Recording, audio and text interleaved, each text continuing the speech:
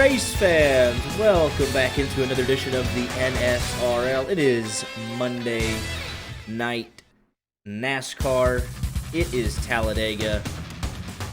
There is really not much other introduction needed for the Ag Pro 300. Got Art here in the booth. How we doing? Real excited. It's our bread and butter. We're back on super speedways, like our favorite thing to cover, and we're doing it not in trucks. I think we missed their Daytona. Yeah, so this should be a very good race. The O'Reilly Series does a nice job anywhere they go, but especially at the plate racing, I feel like, especially over the weekend, was a really good race that they delivered. Third of the way through this season already. Here at Talladega tonight, it'll conclude the third waypoint of the season, over halfway. I have to look at the numbers exactly, but we're moving through the regular season at a speed. Race information tonight is as follows: 2 laps qualifying for the 113 lap main event. Stages are quick, 25 and 50. 3 green white checkers, 3 total tire sets. Estimated fuel run anywhere about 45 laps, 43 to 46. Could be more in the draft if you really want to aggressively save, but wasn't a whole lot of fuel saving in the O'Reilly Series real life race as opposed to, the Cup Series race. They got a sec before they go out.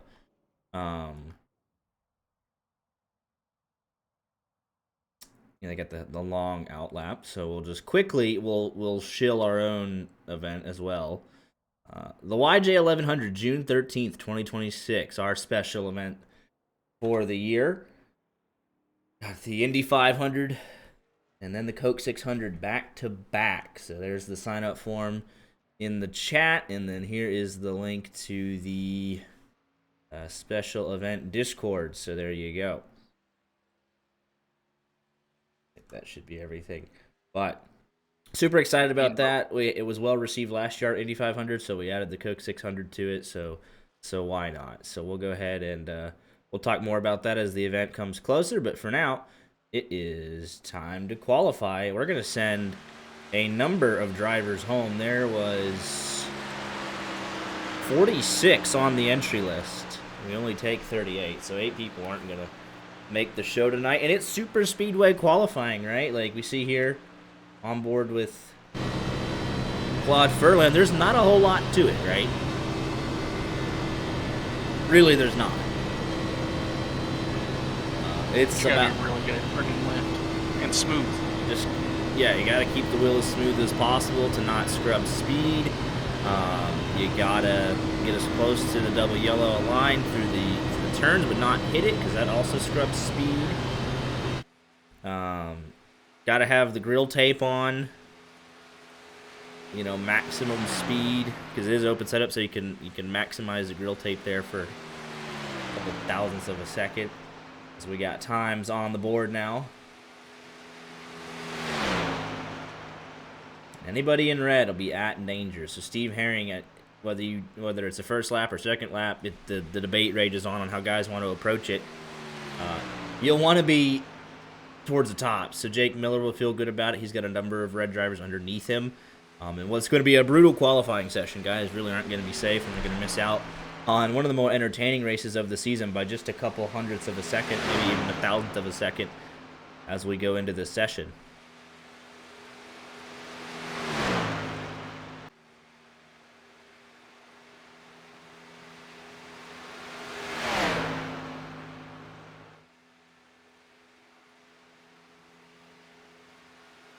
But it brings everybody out.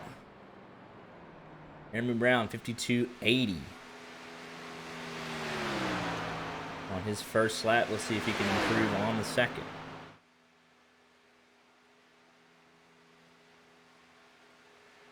Not able to, so it might be a 1-lap quali. Gavin Fitzgerald.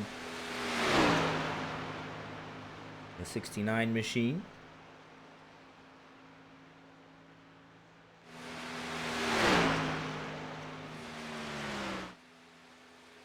We'll say this 57 does need to pick it up. Slowest of everybody so far. Coming to the end of his second lap. And he'll jump up into the top 10. So he needed it, and he got it. Donovan Boruff, I think, will be one of the ones on the chopping block early, as is Richard Mills, but he's got a second lap. No improvement. 21st quickest for the 15 machine.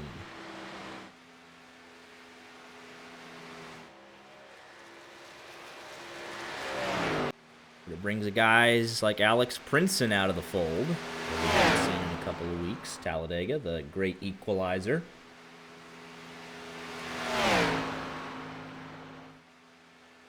Jake Miller, Joshua Chrisman, Corey Burkett looking good. Steve Herring, a solid effort in 10th.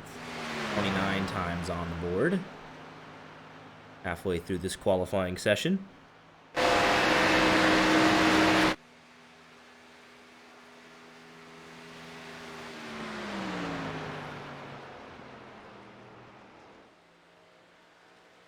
Princeton's going to slow down here. Spencer Owens on his outlap. He'll need to race his way in. Ross Brockman, 0.03 of a second off the pole time set by Jeremy Brown. So Princeton's locked in. Excuse me, I had that wrong.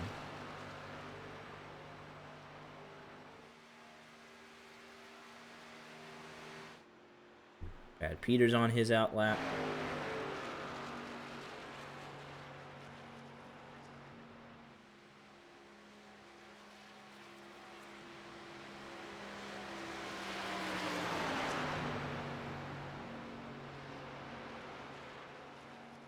There's the paint scheme.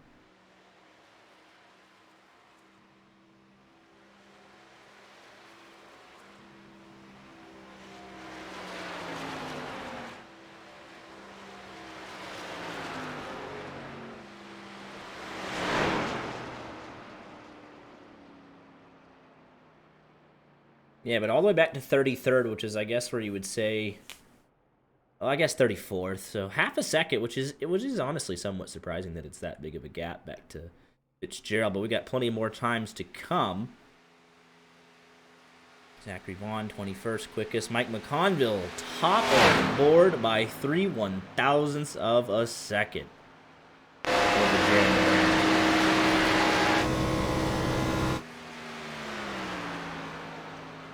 LaRue, 32nd quickest. 2/10 behind. Second lap for him.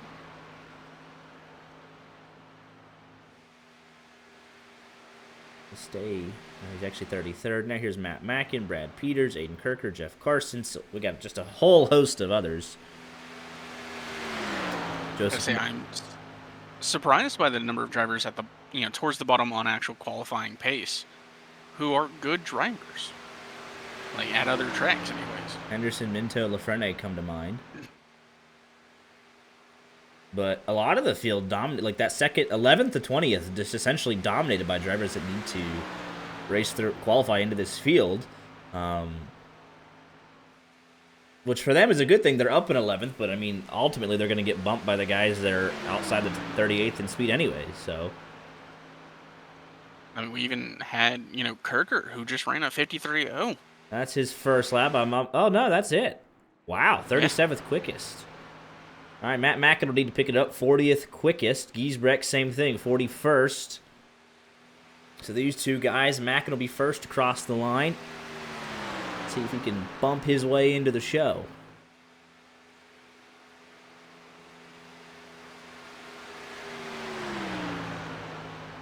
Needs to pick it up by a couple of tenths. And he does so. 8th quickest. Matt Mackin in to the show tonight. Great effort on his second lap. Right, it's all set up. It's all about the momentum that you carry. It's just super speedway qualifying, right? You either have that exact setup and you have that steadiness, or you don't. I mean, heck, you could even have the steadiness, maybe not the setup in the car. It's all engine power. Giesbrecht, second lap. 35th quickest. I don't know if that'll be enough for him. Brett Kingcott. Looks like the last one in. We got 44 times on the board. Lindgren, Wilco, and Rich Jett not come out of the garage, so they won't get a lap in, but Kingcott will. Start Ticking off names here. Giesbrecht, Boruff, Carson, Mills. There's 4.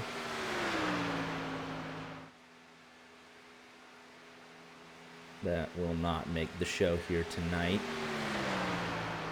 Last lap for King Caught 36th quickest.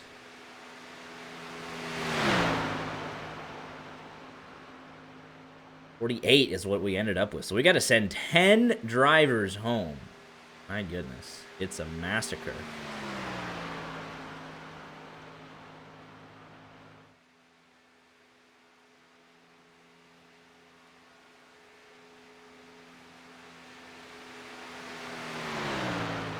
Conville, your pole sitter here, 3/1000ths of a second, 300ths of a second, separating the top 3. Got a time here for a second lap, and that's it. So Pruitt, Owens, Madigan 7, and I think Vaughn was the... Oh, no, that's just... Yeah, it's going to be a hefty number that we're just going to see here. So let's pop on the alerts. And you'll see some DNQs start to come through. I think. There's one. Dakota LaRue with 36 does not make the show.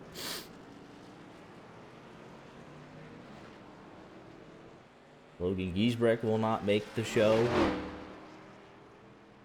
Donovan Boruff. Jeff 3. Carson's already manually disconnected. Jeff Carson would be number 4. We'll wait for the rest of this list. Need 6 more.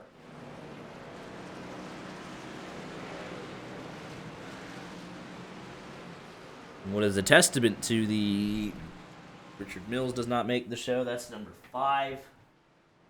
I believe next would be Pruitt.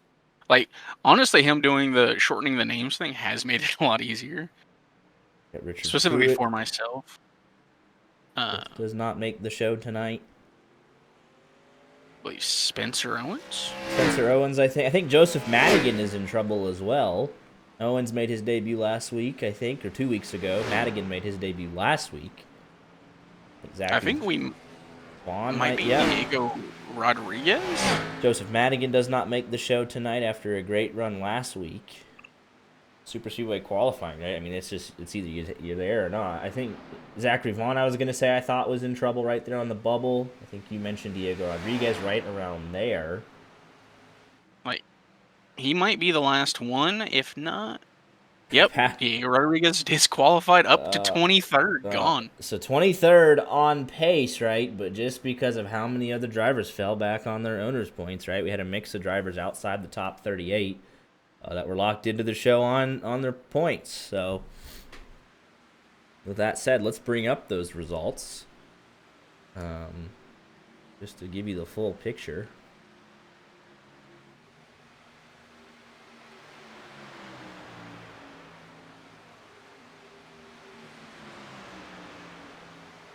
Diego Rodriguez, Zachary Vaughn, Madigan, Owens, Mills, Carson, Boruff, Giesbrecht, LaRue.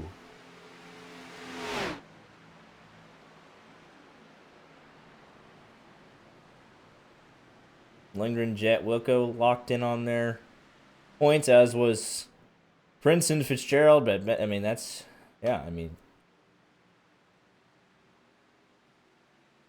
old time was at a 52.8 essentially.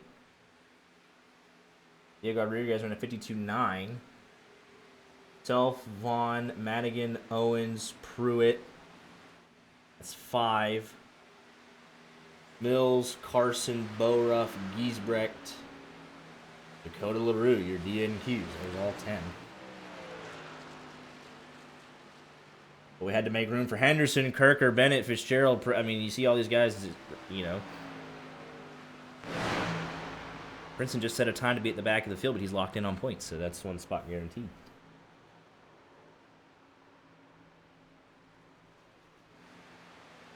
Let's take a look. We'll show you the gap.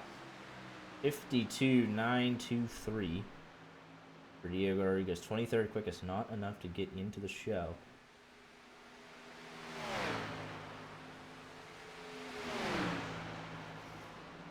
Mike McConville, though, you're pole sitter by 3/1000ths of a second. Let's do a little sneak peek, though, what we got coming for the special event, though. As we're finishing up this warm-up.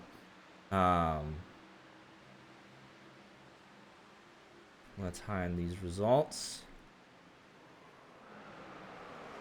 We do, in fact, have the fastest 4-lap average. We got it.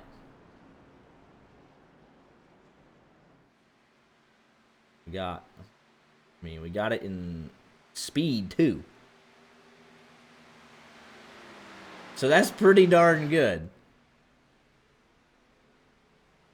So we're super excited about that. We're getting set up, man, before the double in a couple of weeks.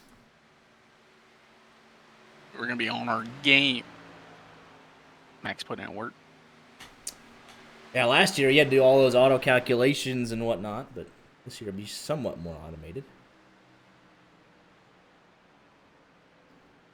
So we're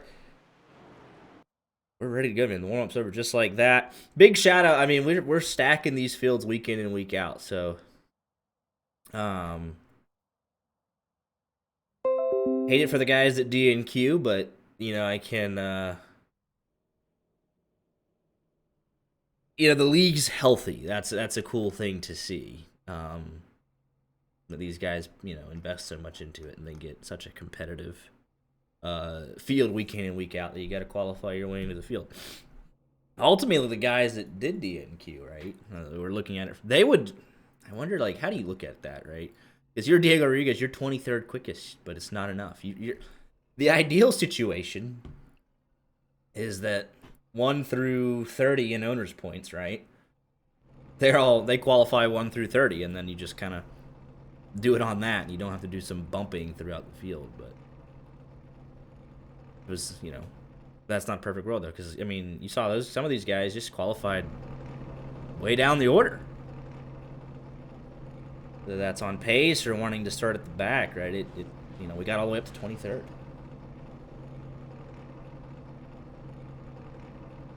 Okay, it looks like a new paint scheme for Mike McConville. Arby's? Listen, I love some Arby's, man. On it, like, now, I'll say this much though. I don't know that I'm going there for barbecue. I don't, right? I'm going there for one thing and one thing. I'm going there for a roast beef sandwich, right? I'm not gonna go to Arby's and get steak tips or barbecue, right? Or even a hamburger. I'm going there for a roast beef sandwich and some curly fries. Yes. Anything else, and you're just getting a little performative. No. Potato cakes are good. Really? They are really good. Okay. But like roast beef and cheddar, curly fries, potato cakes are good. I'll be honest. They gave me a beef and cheddar one time on accident. Like, I want my roast beef sandwich. Like, I ended up with beef and cheddar. It was honestly like I couldn't eat it. I was like, for some reason, I just wasn't prepared for it. And you can't do beef and cheddar. You only do beef. Only roast beef. Yeah, the cheddar ruined it for me, man. I don't know what it was. I like both. Like, it was disgusting. But I was like, I love an Arby's roast beef sandwich. But the cheddar, like, I don't know if the cheese was bad or what, but I couldn't tolerate it. But if you're gonna hate on the roast beef sandwich, be like, oh, it's Arby's, you gotta grow up a little bit. Like, we're not gonna say, oh, Jamocha milkshake, by the way, too. That goes really hard. All right, we got picks to win, though. All right, we got 38. Literally any of them could win it. They're all starting on track. Oh, Brett Bennett, 39? What happened? We got the sponsors provisional for once. All right, who's winning the sucker? I'm looking at voice chat to see who's got the most teammates. I see a lot of people in whatever jar TCR is. I'm going to go Brandon Minto. I'm going to go... Mike McConville, man. He's a pole sitter, and he's really good at plate racing, and he's got a good team system. Pole sitter. This can be a good one. 113 laps. We are green. I'll say Mike McConville is in that Discord full of people, so you'll likely have help, should it come time.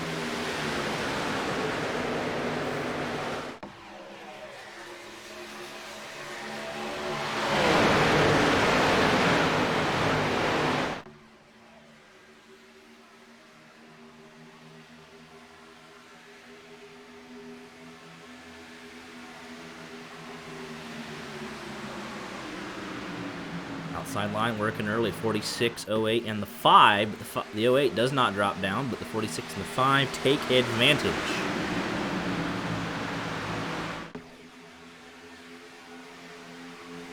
And they dropped down though, so outside line was working and then it immediately evaporated.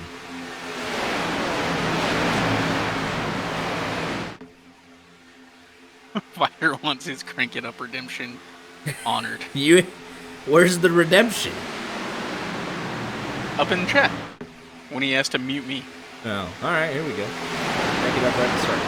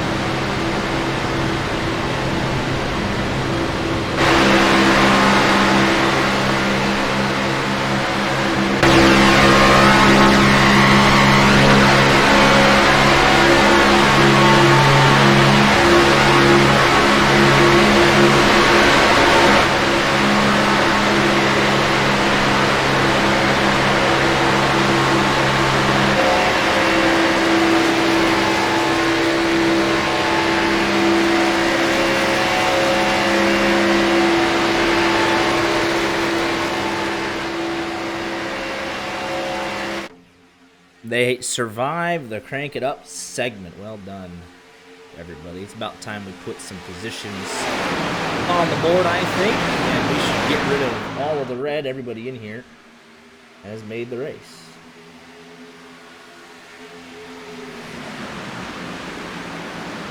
There you go. Nice and easy. There it is.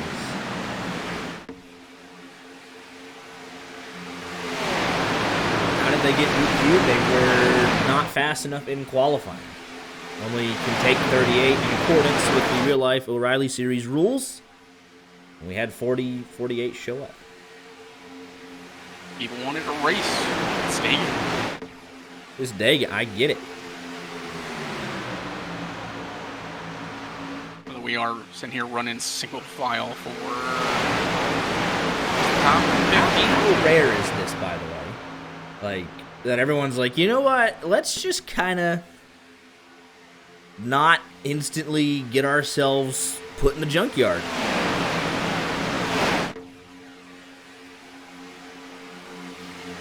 mean, they're out here just kind of doing their own thing. Although he ultimately got passed by 2 guys, and he's like, whatever, I'll just ride. Yeah, the alerts are custom-made plugins, so they tend to repeat themselves once I hide them and then bring them back. So, they just ran through them twice, and they're cleared.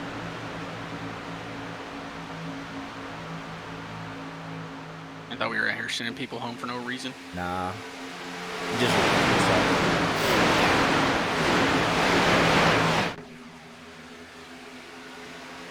We have 39 for some reason, though. I don't know what happened. Somebody got into the show. I don't know. Whatever. I'm sure admin team will have a look at it post-race. But poor Sylvain Jolie, man, he's just been stuck on the high side. They're going single file nearly all the way back.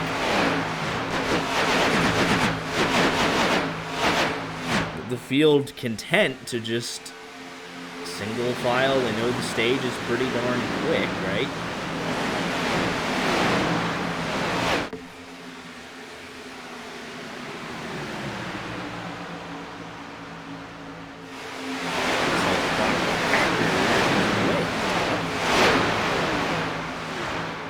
Trying to get in line. There's the 76 machine of Aiden Kirker. 85 is Zach Lindgren. Packard needs to find a spot in line.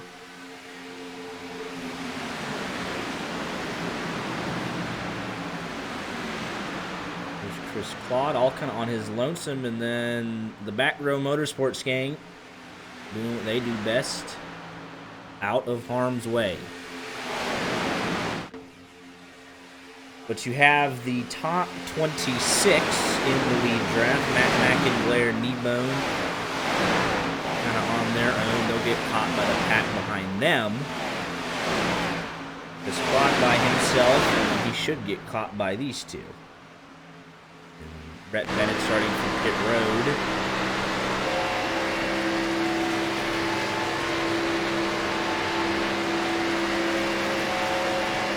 The half throttle thing I don't even think applies due to how the stages work. There's no need to save fuel. You're just, especially if you're Jeremy Brown, right?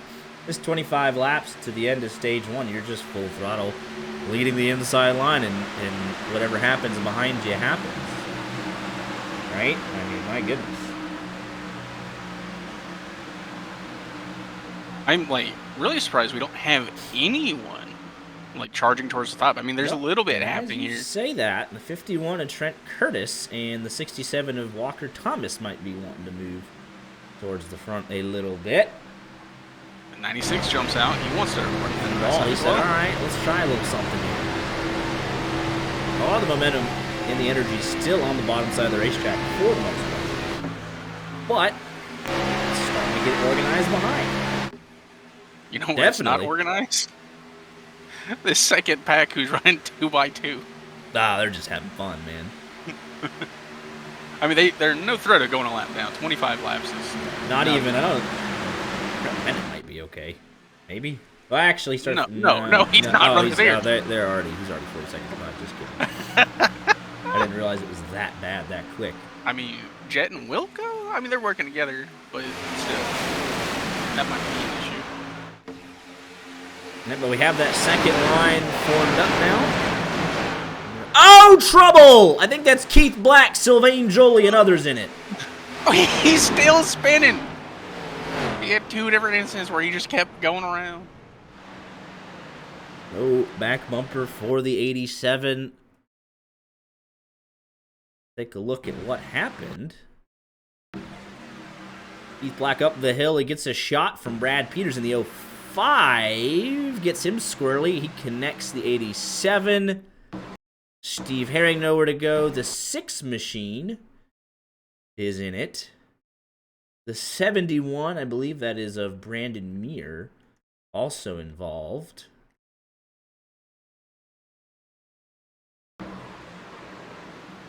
Oh, that's pretty big damage there for the 03. Alex Prinson's in it.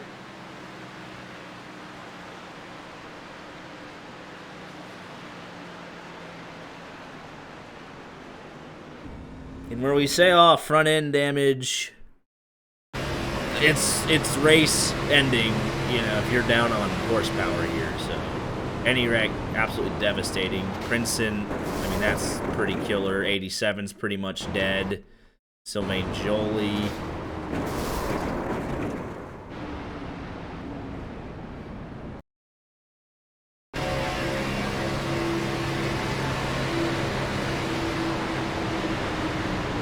See the second pack just kind of arriving on scene.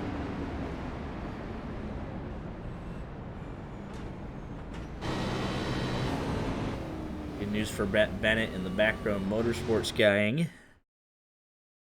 Your poor Sylvain Joly, it's not much you can see.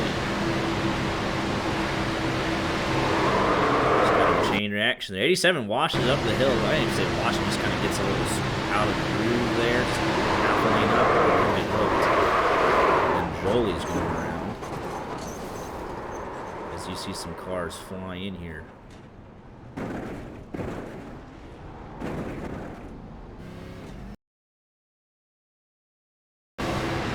Especially if you're Elliott Henderson, this is not what you want to see unfold right in front of you.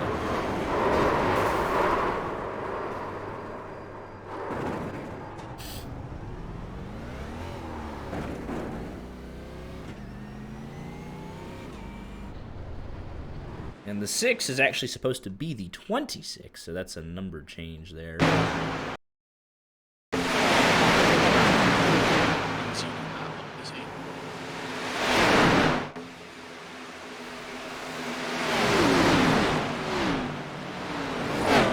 On board here we'll find on board with Keith Black, who's got the worst of this.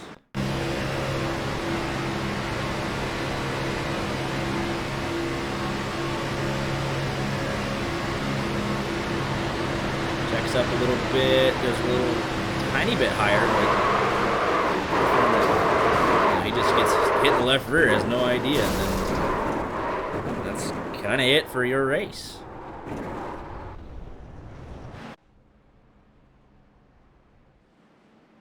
We had more than 38, so we had to get rid of somebody.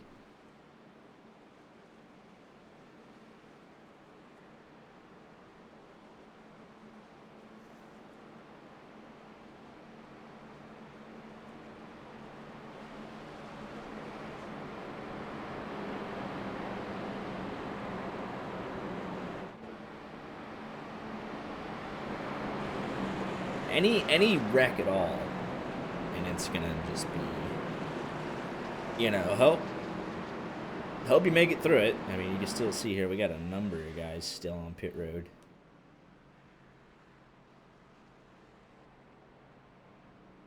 Steve Herring manually disconnected. Dakota LaRue. He just looks. I mean, Keith Black. We heard his motor blow. Steve Herring came in, saw the damage, and said that's probably not even worth it.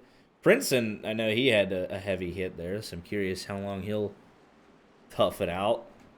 Tim's able to get back going. He'll keep that lead lap position. Alex Princeton will not. What a start. Honestly, with how they were going, I thought we might make it the 25 laps. But not meant to be. Couple guys will top off for fuel. Rich Jet, John Wilco.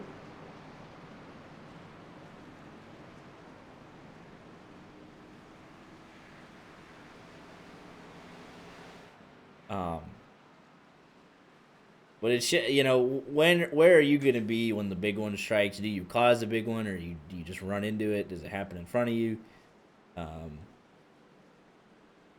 Just gotta mind your manners. Some guys won't even be worried about stage points. I imagine the back row gang will just hang out as long as they possibly can. Rich Jet, John Wilco.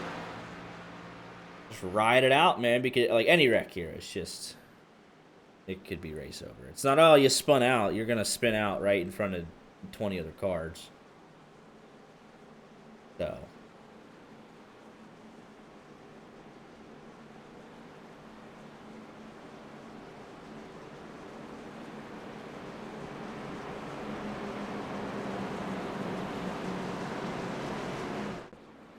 We'll see.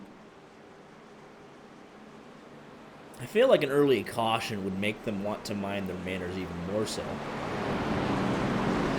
Especially when many cars got involved in just that one, right? They got rid of 2. Princeton a lap down. Sims with damage. Henderson had some damage. Jolie has some damage. We'll see if they mind their manners here. They're all bunched up 2 wide throughout the whole field. 37 cars still running.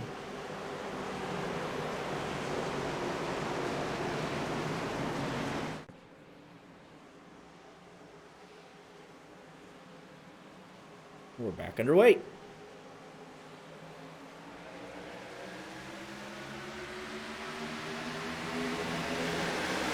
You say, oh, great launch normally, but that's not what you want at Talladega. Oh, and we're wrecking already We've in the got a caution. back. Oh, my goodness. That's Brett Bennett way down to the inside. Did not even make it to turn number 1. I don't even know if some of them took the green flag. Oh, what Well, on earth? They all took the green flag. Was not much further. Let's see here. That was just a big ugly restart. Ugly. It started with Brock Packard and 49 missed a shift. He knew it. Tries to jump out of the way. Damage had already been done. Come on, boy. You'll hear it. First time? So was it a first time in the chat? Man, I guess some people were upset. I didn't see that. Oh, an iRacing chat. Yeah. Here we go. Look at the RPMs. Yeah. Something, mechanical failure with his equipment, or just, I don't know. Something happened with the 49. Third gear fine. And then, yeah, something. It's not right. And then, unfortunately, they had already kind of left a gap. So, like, really, they kind of do it to themselves a little bit. It does not help. You take a look here at Ross Brockman. He's a whole car length behind. So they're going to get a jump on this. And it's like, oh, wait, we're carrying more speed, so we got to slow up. And then it just kind of, they charge in there. 1, 2, 3, 4, 5 rows check up. Gavin Fitzgerald delivers the hit to the right rear, sends Bennett right down in front of Aaron Mack. And Nick Hansen from the bumper of Moynihan. Or Brett Bennett, right? You start from pit road. You get the caution back on the lead lap. Says, hey, welcome to the pack. And you're instantly wrecked before you get to turn 1. If Carson was involved.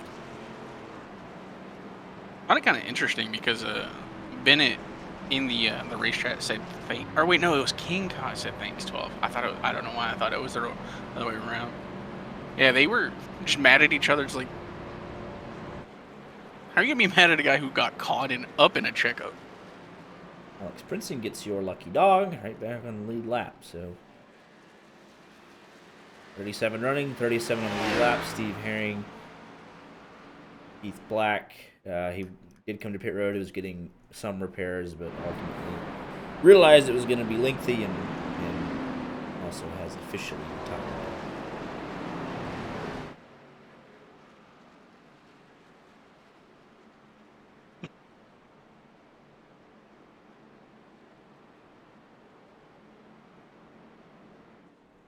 And it all starts from a misshift or mechanical failure. We had some good times in the 87 cars, man.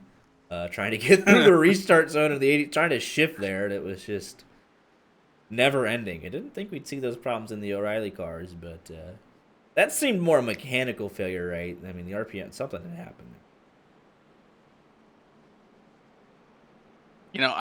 I think it really came from the fact that in my head, for my pick to win, I looked at Brockton Packard, and I'm like, he was like my number 2 choice. I went with Minto, but they were both in I the guess caution, so what does it matter, right? They were both in it. The universe said Packard's having a bad race. You thought about it. No. Although it looks like they fixed most of the damage to the back bumper of the 12, so it should be all right.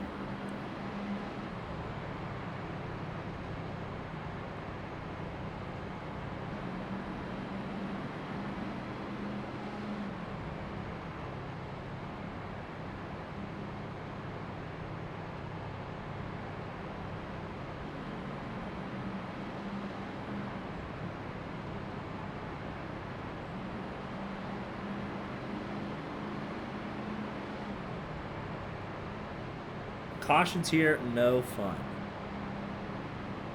Takes forever. Good for the drivers that have minor damage, if that's such a thing, because you can get a lot of it fixed. And good old Alex Brinson, he was involved in that first caution. Heavy damage. He'll get another chance to fix damage. He's on the lead lap now. 9 laps. He'll be able to sit there for 2 minutes, let the crew go to work, and try and get him a car that could stay with the lead draft.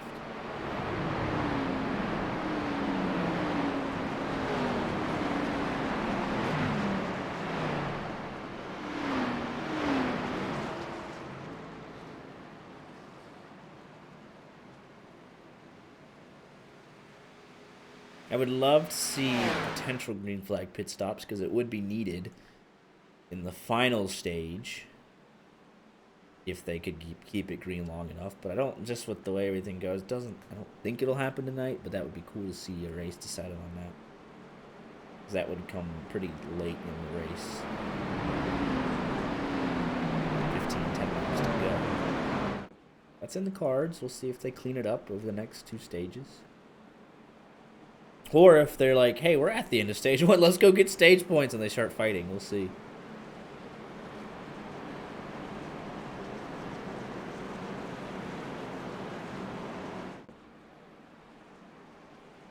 I think we have a good chance of seeing at least one more caution before the end of the stage. Not easy. Cautions here, man. That's when we need some. We gotta have something to. We gotta run commercials again or something.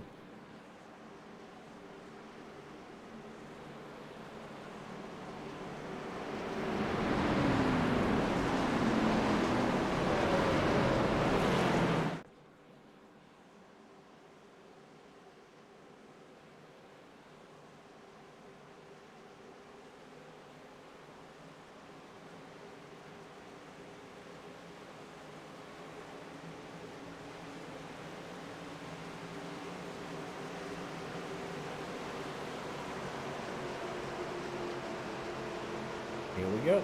Back underway.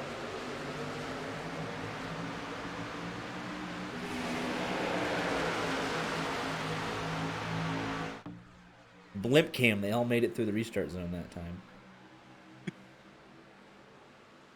Looks like they did. Yep, everyone all good. Early advantage to the outside line here. 96 and the 17. Tucked up tight. McConville should have the run. Let's see if he drops down with the 96.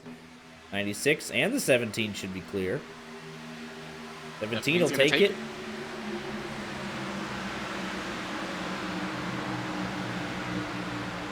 McConville wants to run on the high side. Stick to the outside. 17 is now to his inside. Let's say the outside line's a little bit more compact, at least immediately, but there's a gap back to Matt Mackin.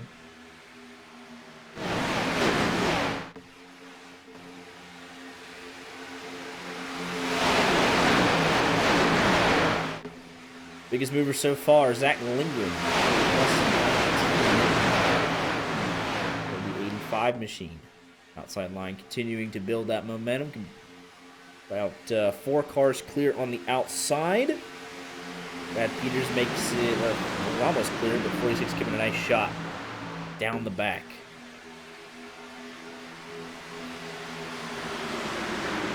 Right on board with the 46 machine. Third in line on the bottom. Yarnell drops down, and he gets a big run. He'll lead the inside line. Wall pushing the outside, Jared Wishing pushing the inside. We get to make our this updraft. Cannot get on the quarter panel left or right rear quarter panel. Need to be as square as possible. It is possible to bump draft through the corner. You just saw Wishing do it there. It actually gave a nice boost to the 55. Be square even in the straightaways. Square as possible. Guys in front will usually try and drag the brake, make sure they don't get too far out in front. The guy behind him nice and close, and might lock together, and they can really push. And you'll see that a lot more towards the end of the race. Guys will just be locked together, pushing for a full lap, trying to get clear. Right now, it'll just be a simple bump to keep the momentum with your line, and then you'll get back off.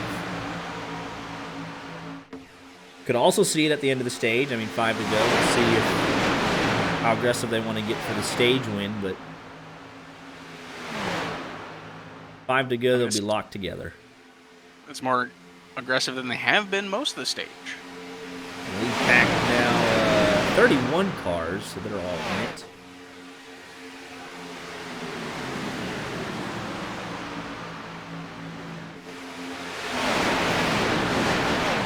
Moynihan, the only car back there, 3 wide, I believe. He should have a spot in there behind the 80 of Ross Brockman if he wants it. Doesn't seem like he wants it. You hear there, Jeff Carson, though. I mean, you're sitting here, 31st, nothing right now that you need to be pushing for. They're in their nice big lift, so if he sees any sort of smoke in front of him, he's going to be jamming the brakes last car in line, so doing it right. Hey, I've done that before and still got run over. Yes, you have. The one car behind you ran into you. There's always one more car, no matter how many cars. Ooh, a bobble there from Ethan Ball off the bumper of Burkett. And that was second place, and with that, he gets turned in front of the field. It's say goodnight to a lot of drivers. I'm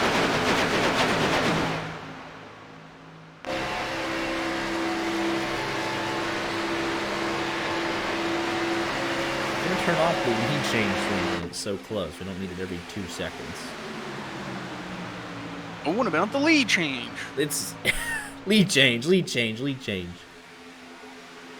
Hey, that's how NASCAR counts their lead changes. They count it every single time. There were 120 lead changes at Daytona this year. More lead changes in a single Daytona race than the entirety of an F1 season. Coming to the end of the stage here, Yarnell leads the inside, McConville leads the outside. Now McConville leads the inside. I wonder if he got a little help there. He's like, hey, you're pushing a little too hard. I'm going to get down to the inside here. 96.85. Pushing really aggressive.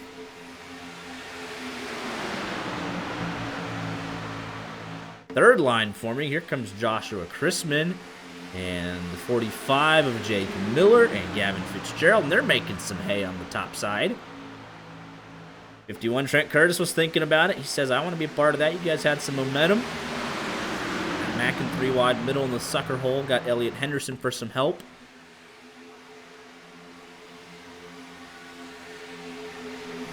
But it worked for Trent Curtis. He's up to 12th as we come into the final lap in stage 1. They'll have a shot here.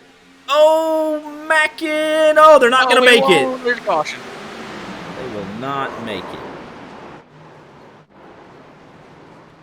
Oh, Aaron Mack late and Jeff Carson into the 57.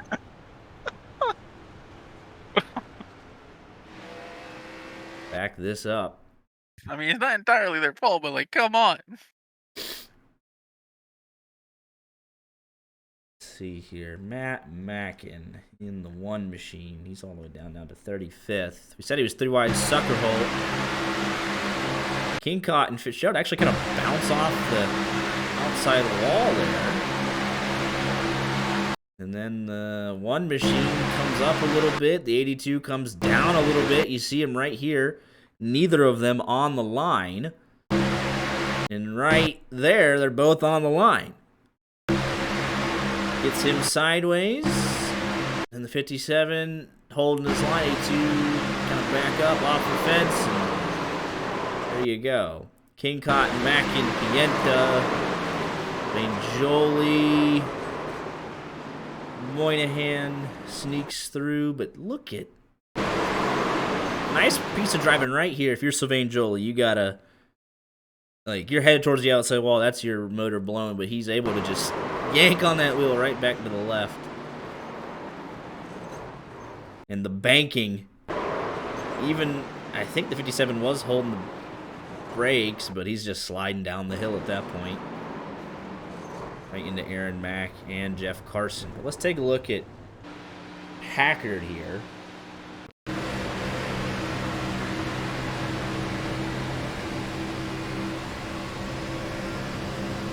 with the 49 machine. You see the puff of smoke there from the outside wall. Seconds later, around they go.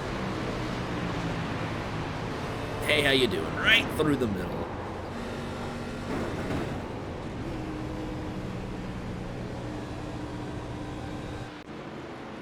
And everyone will use this. Obviously, that ends the stage, so there you go.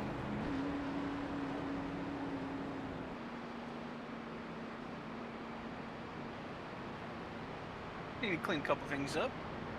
Stage 2 will be perfectly fine. That is McConville with the stage win,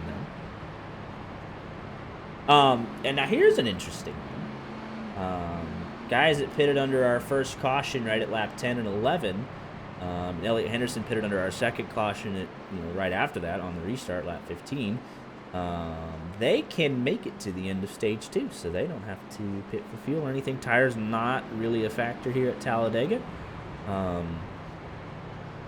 So they're good. I mean, lap 50, they're going to get this track position for the start of stage 2.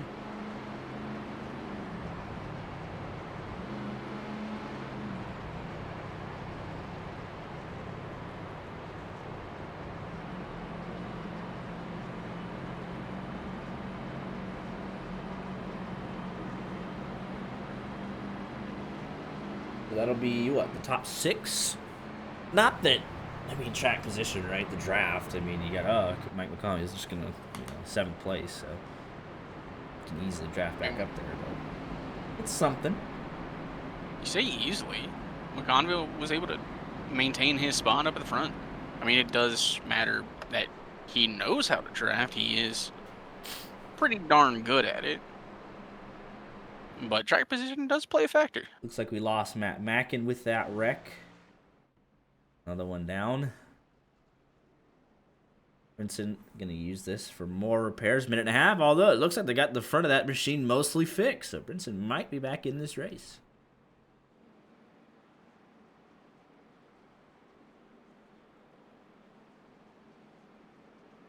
Could get the one to go this time, bye.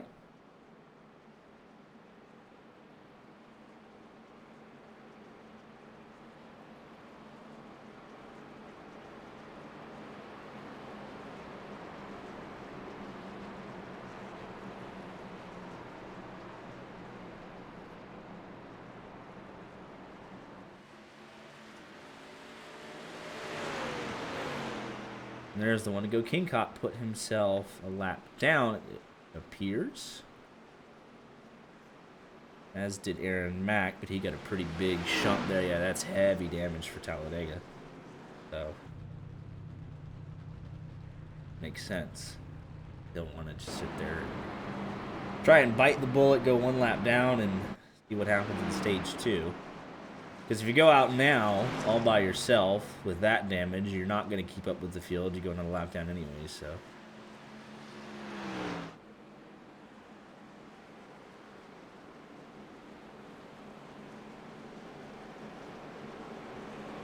I don't know. Sometimes, it really does depend. But with those, sometimes you can be a designated pusher. It just depends on how many RPMs he's making.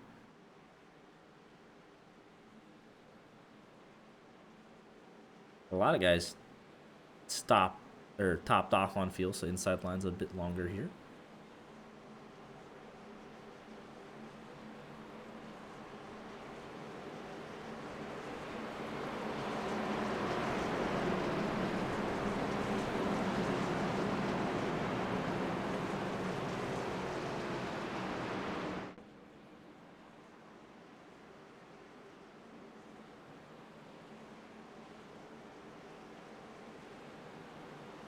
Precautions in stage 1, including the third. I don't even count. It's the stage caution, but it was a wreck to bring it out. So, a little bit for stage 2. We don't have that many cars out of the race. Only 3. 36 still running. Battle for the lucky dog, Kingcott and Aaron Mack. Kingcott, I think, has a better car underneath them at the moment. Still both damaged, so shall see.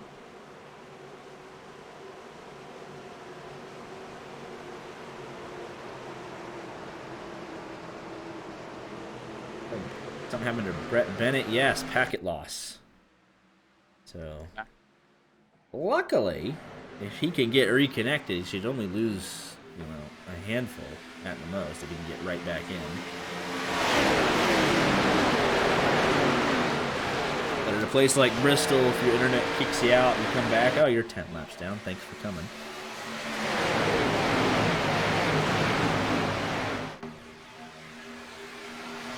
Yeah, with the cautions we've seen, hey, you might be able to get back on the lead lap. Very true.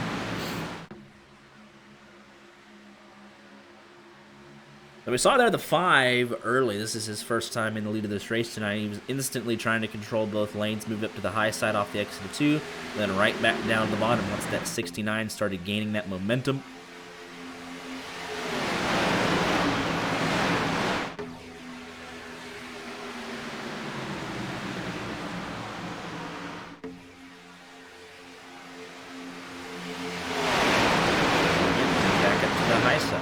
The 69 to fly on by.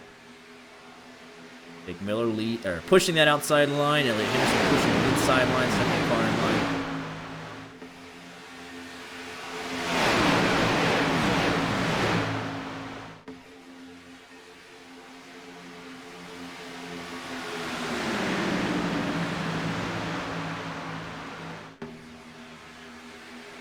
A simple 2x2 right now for the start of stage 2. Nothing too crazy. Don't think I see any 3 wide in this pack. No, none of it.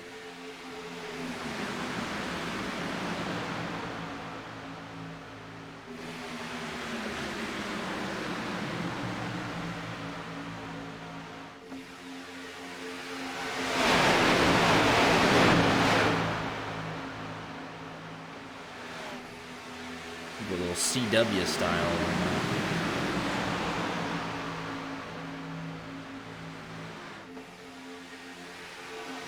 I'll be honest, it has been. It's a nice little. It's kind of a mixture, right? Timing tower-ish ticker. You know how Fox used to have like a ticker, but then it would have the top 10. It's a combination.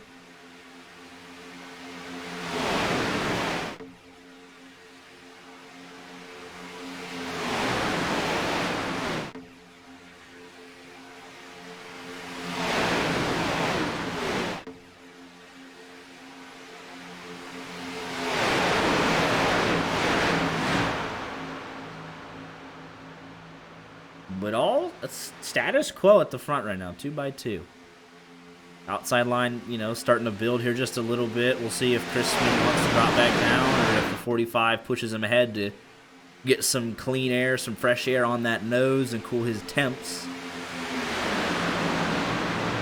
Ultimately, you should not be, in my opinion, right? And this is what we consider, here at YG Media, we consider this to be our bread and butter style of racing. There's no reason to put yourself in a position where you're pushing so hard that your engine temps, you have to push the guy out in front to get, air on the nose. It's too early in the race, especially with stages now implemented, right? You can't push somebody so hard. 5 to go, you're not even looking at the gauges, but, 65 to go, but... yeah, we've seen it happen, though, have we not? Time and time again, we've seen guys blow their motor really early in the run simply just by following too close for too many laps. It is, kind of a problem, I guess, for drivers who are a little too antsy and are just like, I'm going to be tucked up under your bumper. I'm not going to give this car any room to breathe. Because how many times, right, have we seen just like, the field breaks itself apart, we go back to look, and the guy blows his motor, jumps out of line, and sometimes they get lucky and nobody wrecks, but somebody blows a motor and it wrecks the field. It's like, man, that was so preventable. And it's like, it's a different style, right? You're not worried about tire management, right? You're worried about engine management. You're taking care of your temps. It's a different thing to worry about. It's a whole different style, super speedway racing. We really haven't even seen 03, a little swirly there on the back of the 69. We haven't seen anyone try to make that third lane, saying, all right, here's our team. We're going right to the front. Like, there's been no need just yet. I'd say Chrisman and Jake Miller, though, ultimately. They did do that at the end of stage 1, and it kind of got them up there a little bit. But I think we got to keep our eyes on the 5 and the 45 early. Even if you get the pole, it's like, okay, everyone else did marginally the same thing you did. So you can't, oh, he got the pole at Talladega. It's like, well, there are small, little, minuscule tricks in it, but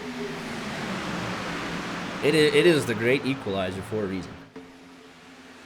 I was like, not to discredit him, but when we ran Rod Car, Ron Flag was really good at qualifying. But how many times did we see him win? I don't think we ever saw him win a race, did we? I have no idea. I don't believe so. He got close a bunch of times. Like, he was a really good super speedway racer. I mean, been doing it for so long, but yeah. Rewind back there. I think that's Aiden Kirker. Through the middle, he's got Trent Curtis with him. 3 wide mid-pack. Right between the all Ballco teammates, Ethan Ball, Nick Hansen. There's Minto and Packard. All right there as well. Brett Bennett was able to reconnect, and you see him. Then he'll go 3 laps down. So, not the end of his race. Car's in one piece. And hopefully he can tuck onto the back of this pack somehow and not go another lap.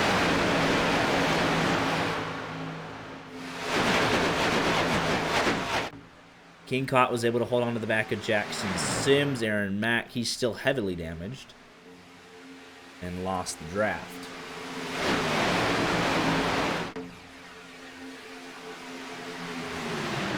There will be a big one at some point in this race. It's just simply the nature of Talladega, so there's always free spots to be gained. The big one this weekend, and that was the massive one. I mean, that was just ridiculous. I don't remember the final car count, but I remember, like, the first one, he said like 26 cars involved. Gracious.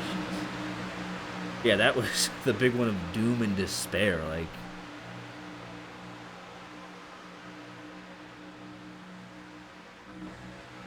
not something we want to see here tonight. I'm sure some people want to see it, not us. Hear the Tony Stork clip. Just want to see it's out here wrecking. But I mean, it is status quo right now. Everyone is super content. We've had the 3 cautions in the first stage. We got some busted up race cars. 3 cars out of this race so far. A couple more damaged. So they're just going to run 2x2 right now.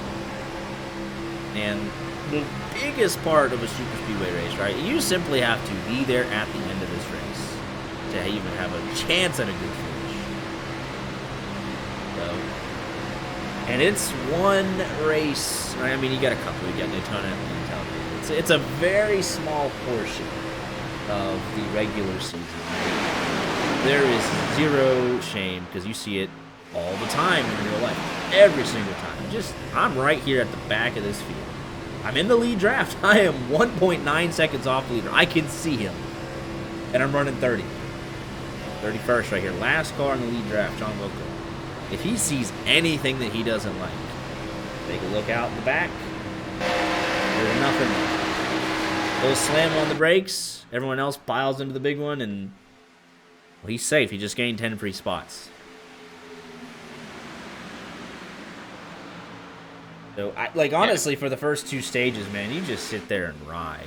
There is nothing to it other than the log laps. If you're fighting for a championship, it changes the calculus a little bit. You get up there, say, yeah, we need those points. Our championship rivals race, and it's different. And there's something to be said for, like, if you got a team around you, you can control the lanes, sure, go ahead and dominate the race. We've seen that too, right? Go up there and show everybody why you're the best team. But ultimately, what you can't do is sit there with 5 to go. This thing will go 3x3, and then you're stuck. So there's a lot that goes into it. Say, all right, we're gonna ride.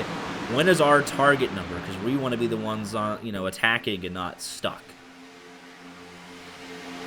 Remember, like being a Dale Jr. fan, right? He was so good, but as it shifted into the later 2000s, it's like, all right, he would just wait. He'd wait it out a little bit. We'd wait for him to make that move, and it's like there's 4 to go, and he's still sitting 23rd, and he couldn't go anywhere. You get yourself stuck if you wait too long. How many times, right, when we did our races, Art, we're sitting there like, when's our target? Like, when do we want to go?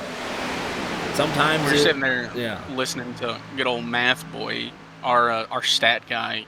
His preferred strategy was always, let's sit in the back, let's, get to the end of the race. And, I mean, it doesn't work out. It gets the field, gets clustered, and you got nowhere to go. There's no room. There's no, let me see the air and make a path.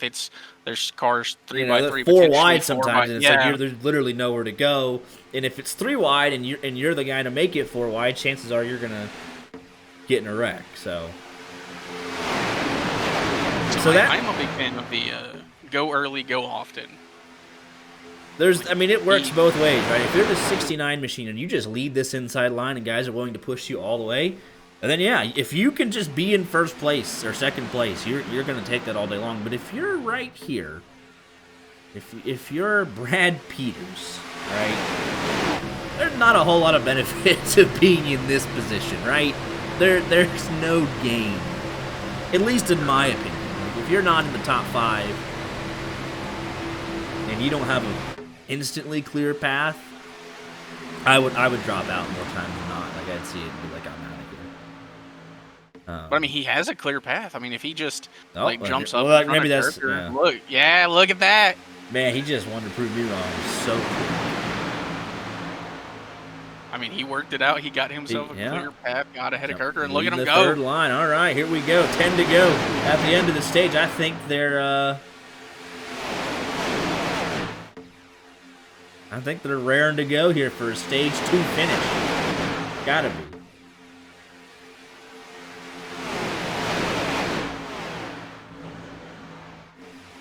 Yep, we got guys pulling out of line. That's Jeremy Brown says, I want to lead this third lane. Let's go.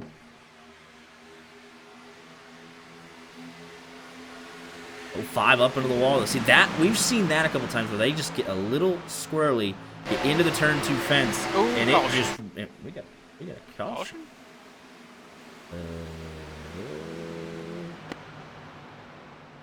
What happened?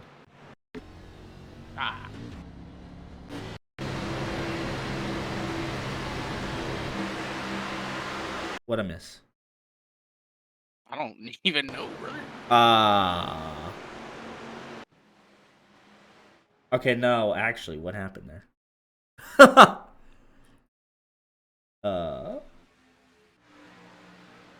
Aaron Mack.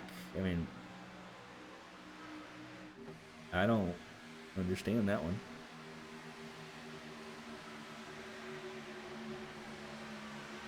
Bit confused, really, because I mean the whole field is right here, except for even even Rich Chet and John Wilco are in it. Lap 50. Huh. Yeah, I don't know. I don't. Okay. Limp cam? Maybe we got to get on the iRace control thing here. I don't know. Oh, wait. Oh, was it this? I bet it was that. If you look here, what is that? Aiden Kirker? Right there, you see bam, bam, bam, bam. Did that just get the 4X train going and it hit the incident limit? I bet it was that. It had to have been that. That is literally the only other thing I could think of. That is going to potentially be an issue. But yeah, like we said, like coming into turn 2, if you're just not up on the wheel, you just hit that outside wall just a little bit, and it results in disaster.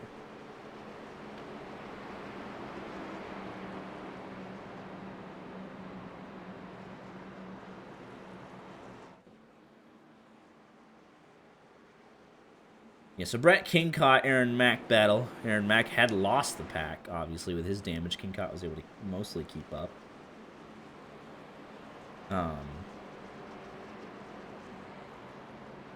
So he'll get the lucky dog. Good news for Aaron Mack is he'll come in, get a lot more damage fixed, and he'll be the only car one lap down, right? And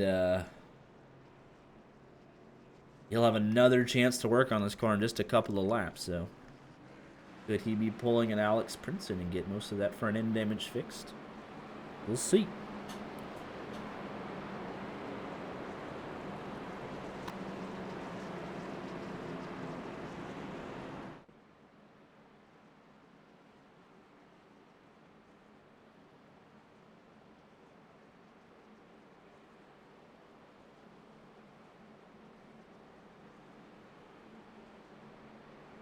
But this will set up a sprint to the stage. And obviously the Mike McConville and all these guys, they're going to not pit at the end of that stage, and they're going to flip the track position for the start of stage 3.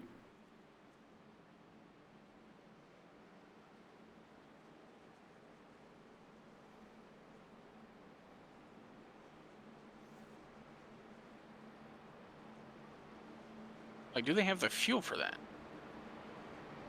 They should. Be able to make it a one-stopper? That's a good point as well. Yes. Ideally, I would say yes. They should.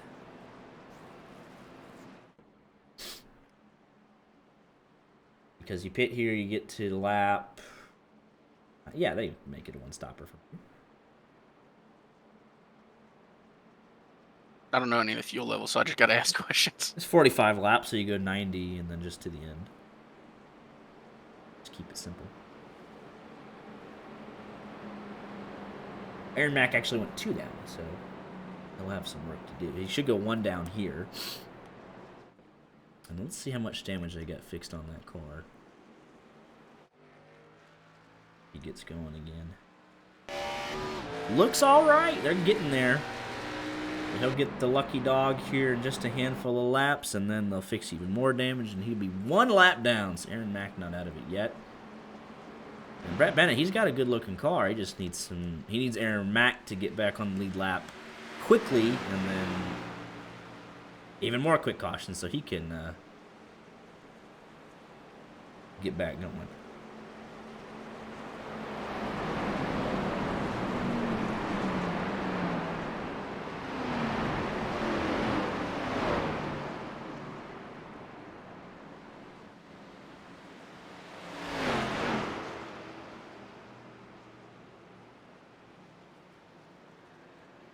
Will be what, 5 to go in the stage.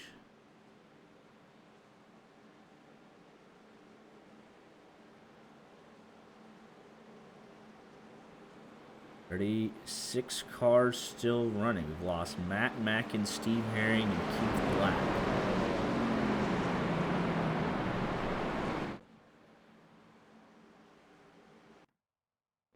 Nope. Where'd everybody go? I don't know. Nope. I don't know what happened there. Interesting. Got hit with the internet connectivity issues. I don't not for me. I don't want it. I was having some earlier. Well, you got extenuating circumstances.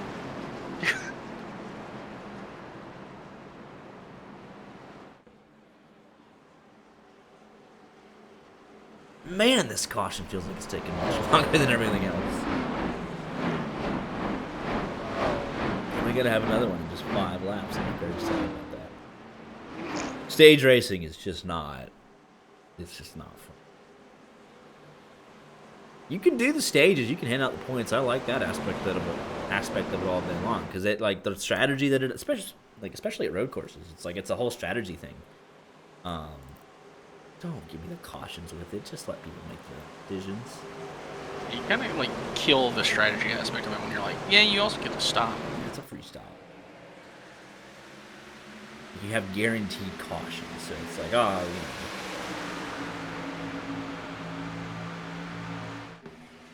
For instance, like, let's say that we all had a generational race and there was no caution. So if we were hanging out at the back of the field, you lost the draft and they went caution free.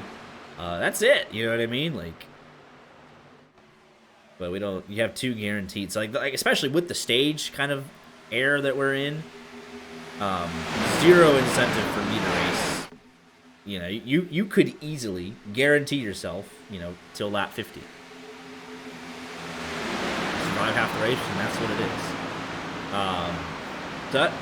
What just happened there is the 5 machine got a heck of a jump. Great restart, which at any other track besides a plate race would have him comfortably in the lead. But everyone else just formed up behind. The 69 and the 67 just worked together, drafted right around him. 5 had no chance. Way to go on the stage. So they're racing for it. They want it. Ray Burkett pushing Elliott Henderson. Evan Fitzgerald pushing Walker Thomas as they get a little squirrely back behind. Well, 2x2. Ross Brockman 3 wide, but it doesn't look like it's on purpose. He's actually getting shuffled out. He'll be back outside of the top 20 now. No help behind him. Alex Princeton, his car, definitely able to stay in the draft. He is 22nd. And they got that 19 machine fixed back up. Packard got Brad Peters in tow. Peters was making some moves earlier in this race up in that third line. Can they get anybody else to go? Here comes McConville. Yes. Yenta in tow. Third line starting to form.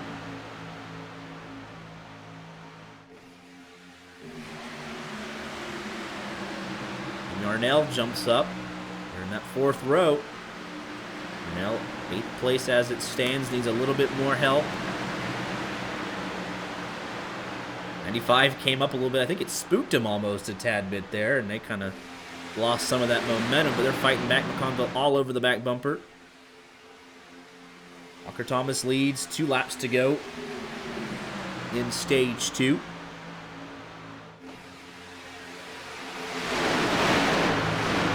Sideline falling back just a little bit. Gavin Fitzgerald outside of this 5 machine for 3rd. 46 giving a nice push down the back. Engine temps, at least for the stage, don't really matter. You got a lap and a half to go.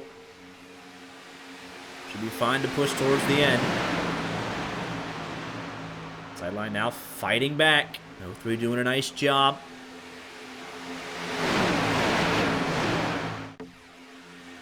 Third lane kind of evaporated. Darnell was a little squirrely, but they're going to try it again. There's Jake Miller jumping out of line from the bottom to the top.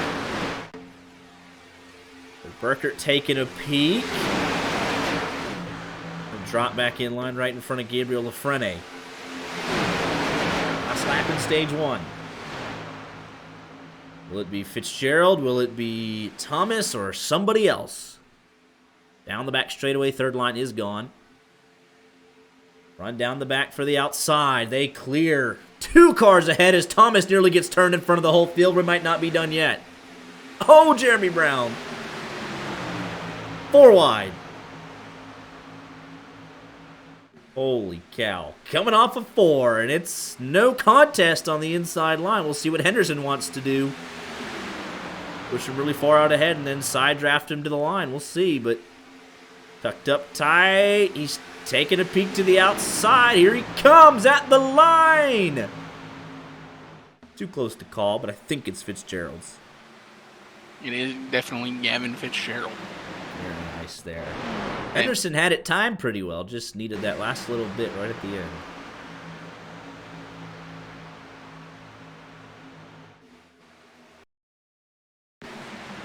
It's the best angle I can use here. I'm still trying to figure out what I need to use for the finish.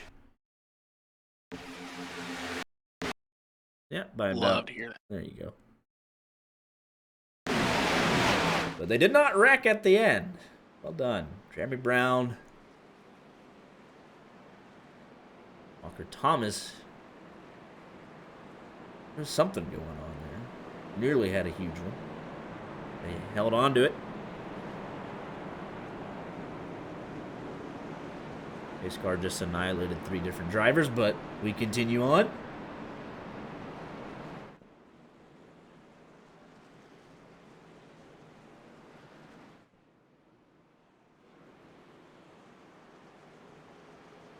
Take a look at the timeline chart for Gavin Fitzgerald.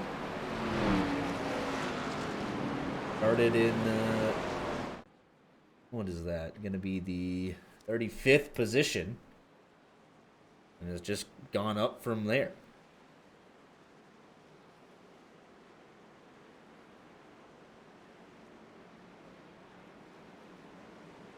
Fairly impressive.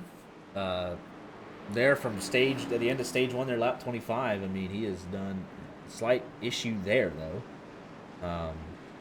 Overran his box a little bit, but complete staying power there in stage two.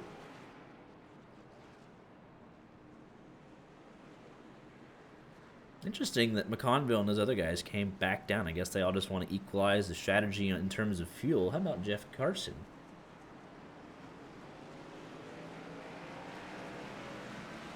So actually, I know what they're doing. They came in, they said, all right, we'll just equalize the fuel, but we pitted, midway through stage two, so we got to take less fuel.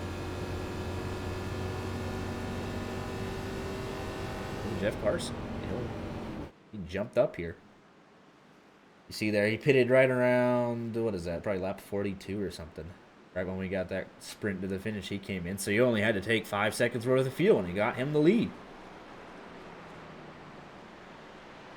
Well, good strategy there. Mike McConville will see the same thing. He came in lap 42. Had to take less fuel.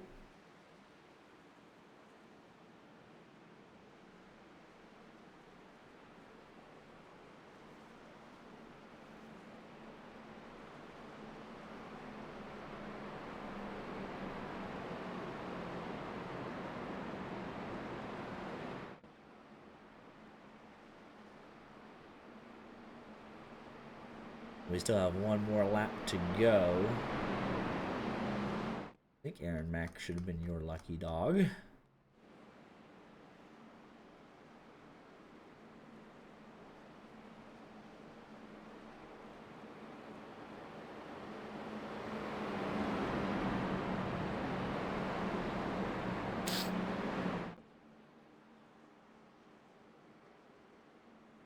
Bennett disconnected. Is that the second time? Bennett. Yes. I was going to say, how did he lose more laps? But unfortunately disconnected a second time. So I think now he's kind of really behind the 8 ball here. Aaron Mack, he beats the pace car out. And he did get that lucky dog to go from 2 to 1.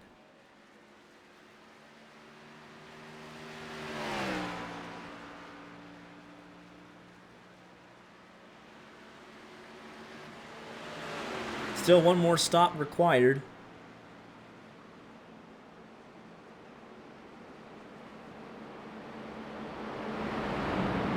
About 20 laps from now, that window will be open.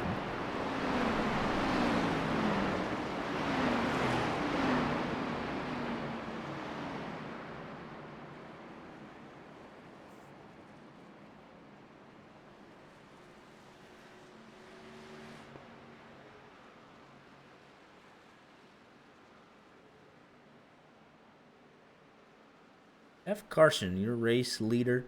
Emmett Pienta, P3. Aiden Kirker inside the top 5. He's plus 28. Moynihan plus 19. Zach Lindgren plus 30. Take a look at this timeline chart. And he's had an ebb and a flow, right? With the different pit stops and whatnot.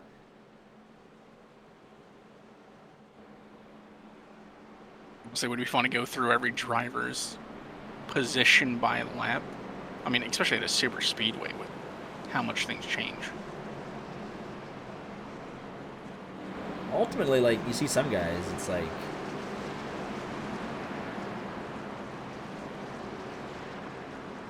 I want, good thing it does it at the end of the lap and not like, oh, they were 8th and 5th and 3rd. It's just, back and forth. Thank goodness it calculates it at the line. It makes it look all really a bit simpler than it is, doesn't it?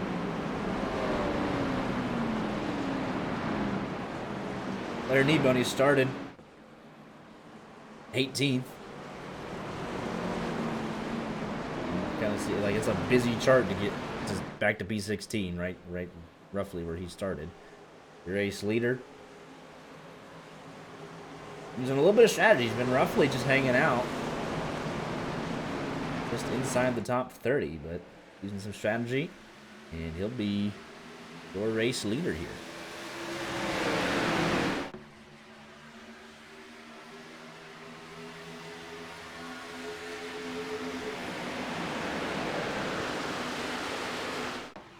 Darnell jumping down to the inside line. These 4 cars tucked up really tight here.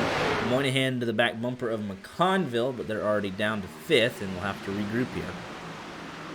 Which they do down the back. 76 a little sideways. Here comes the outside line, just like that.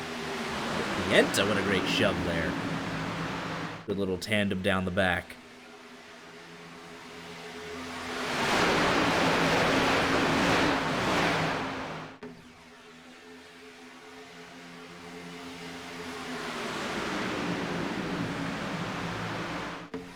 No more guaranteed cautions, only, unfortunately, what could potentially bring out the big ones from this point in time. But I think you'll see even the back row motorsports gang, they realize, like, hey, we can hang out at the back of this field. We cannot lose the draft. There's looking to be a big gap, though. You might see some drivers fall out. Yeah, Ross Brockman half a second behind. Trent Curtis also on the inside here. The guys behind them, with Ross Brockman has nobody. But I think they're good. Just quad got Trent Curtis back to within a comfortable range there. Just like that, they're back together. Rich Jet has to be careful, as does Kingcott, but I know he's still got that damage, so I think Kingcott quite not where he needs to be with that car. He's not. He'll lose the draft. Solely because his car's not quite there yet. He needs somebody right in front of him, and he needs somebody right behind him to keep him up. He does not have that, and thus there he goes. That'll bring problems for Aaron Mack, who's now in the draft, but unfortunately Kingcott will go all the way around, get lapped. You can see the damage there, all on the front bumper there.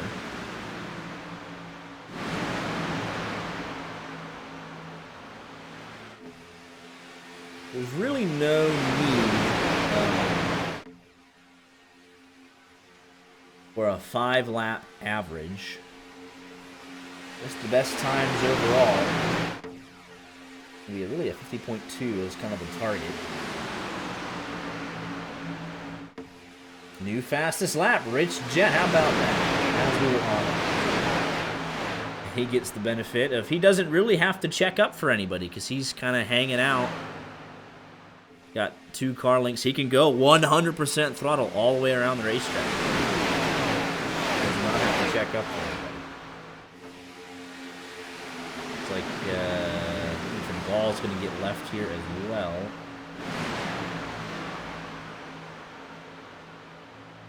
He's right there, 0.6 of a second. He needs Brett Bennett to drop down in front. 0.7, 0.8. He's moving 190. What's going to happen for him? Another one out of the draft.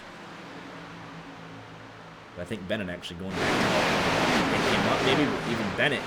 He's 5 laps. That doesn't really have a whole lot to lose.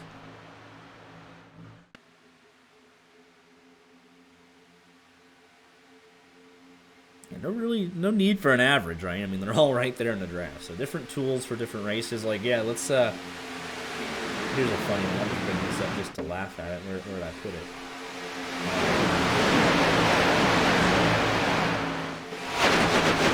Yeah, best battles. Nothing. There's nothing in it. Yeah, that's a good one. Yeah, 0.00. Not a whole lot needed in that. We just want Where's the best battle? In front of you. Oh, no! Trouble. Corey Burkert to the inside. I can't catch him. Oh, there's caution and... No, there's more. Oh, boy. There's a lot. There's 2 separate incidents. There's Lindgren, George Smith. Oh, and Nick Hansen late. He kept driving into it. There's Smoke a car from the 85. His night is done. Man. 2 separate incidents.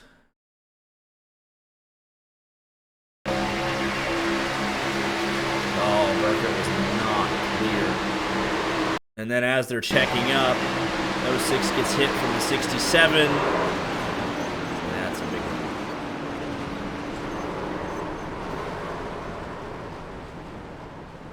Oh. I can't help but like kind of laugh at Hansen going around because the car's just like he's just driving into a wreck. I get it. Like, you want to go forward, but brother, there's a car coming. Good news there for King Cotton there in the back.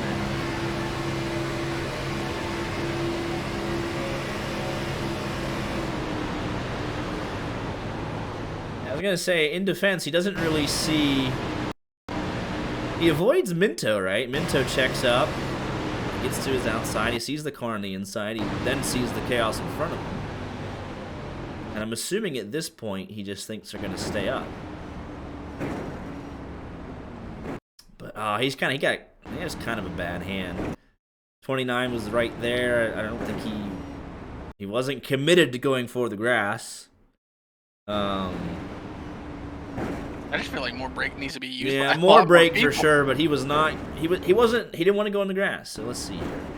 29 blocks the low line. He's like, I'm gonna thread the needle, but 85's he's stuck. He's coming right down the hill, and there's nothing he can do. He's so slow. It's just physics and gravity and everything else. Taking control there. Take a look here at Corey Burkett.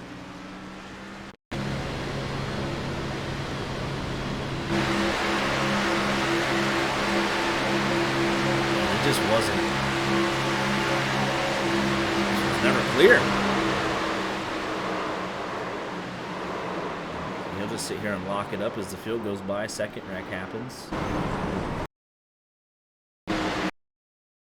Yeah. 67, eventually, yeah, he hits the 06 down into it, and they come right back up. And big damage. Jordan Smith trying to avoid, gets hit number 5. Plot in the back of Brandon Muir. And then Nick Hansen. But I don't quite think we're there yet for making it. You get close, but I'd want to wait one more. I'd wait 10 more laps and then not even think about it. I'd argue that hitting now puts you in danger, especially if we get some green-white checkers, which are so possible at a super speed. Aaron Mack, your lucky dog, he's back on the lead lap with a fully functioning car. Brett Bennett, he can get. I don't want 5 more cautions, but I mean, are we really? I mean, is that out of the realm of possibility? Probably not.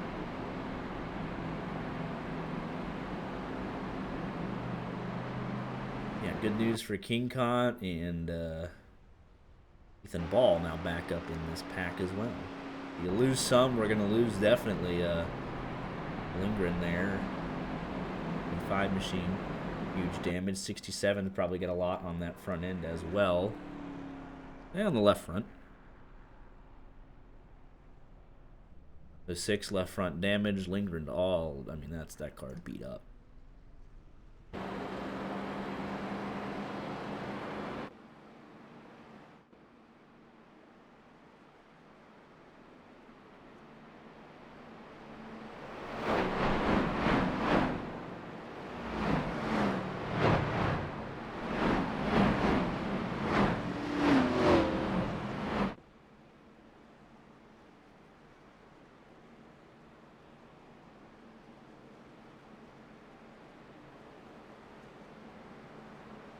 Should get the one to go this time by.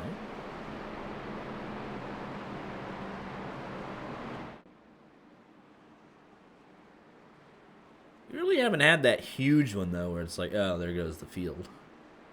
Had two moderate-sized wrecks for sure, but I feel like you're really just tempting fate. well, let's see here. I mean, it's Talladega. I don't think what I say has anything to do with it.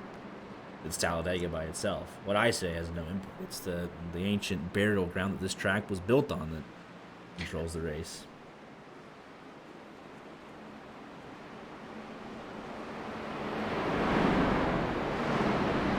So 3 out. Bennett dealing with some connectivity issues. Kind of off and on. He's going again. Lincoln's still on the pit road with a lot of repairs that he'll need. to make. And even then, he's going to be laps down at that point.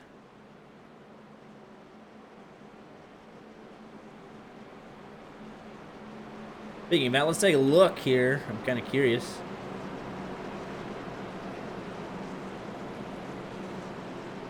Jackson Sims has been on pit road for a long time, as has Aaron Mack, Kingcott, Brinson. Even Jeremy Pienta has been on pit road 2 minutes extra than what normal 4-tire stop would assume. A lot of these guys have had lengthy stops. Jackson Sims, I mean, he was involved in our first caution. He had, oh, there goes the 6 that I thought was the 26, and he was fairly well beaten up in that. But it looks okay now. Aaron Mack kind of showed his struggles. He's now back on the lead lap finally. We'll see if he's make any progress. Alex Princeton, definitely. Even your race leader.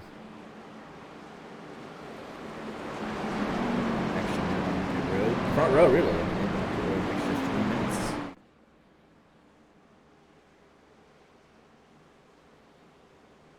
Here we go, pace car.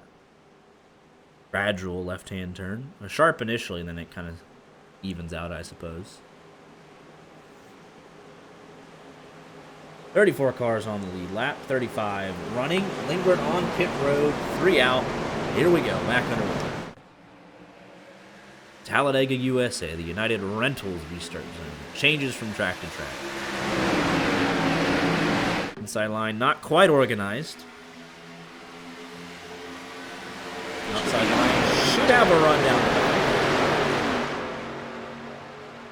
No help for Jeff Carson. Here comes the 57-17. They should be roaring by on the outside. The 76 gets there first. Not quite. Jeremy Pienta to the race lead for the first time tonight. He wants the inside line. He'll drop down. That leaves Jared Wishing up top. Elliott Henderson pushing him. Now Jeff Carson was the leader. Now pushes Pienta through on the low line.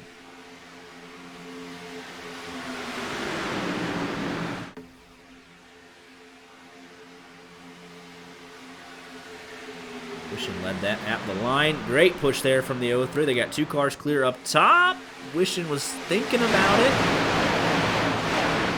Will eventually take it. Henderson didn't know where he wanted to go. He was thinking 3 wide for a second. Wishing leads the low line. Henderson leads the high line.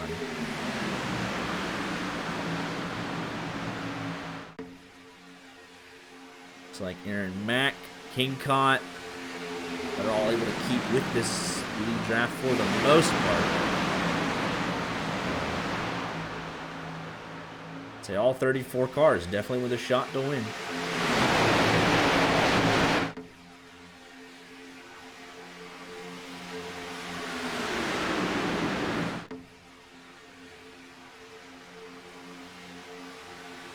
$49 to go. Anderson got that one at the line.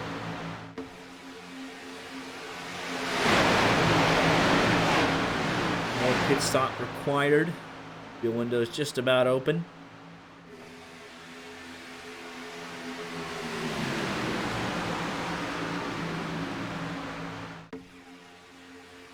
It is still 2 by 2. Most of this will all the way back to about 30th. And Chris Claude just saying, hey, let's just keep half a second back, just give ourselves a buffer. We're not ready to go yet, and I agree with that. I'd say wait about 20 laps or so, and then you see what you got. The whole field is in Carlin, except for these guys right here at the back. Him feathering the throttle. I'm sure he's not up on the 77 in case something. I mean, he kicks off so quick, right? You can never, if you're right up behind somebody, you're not going to have any shot.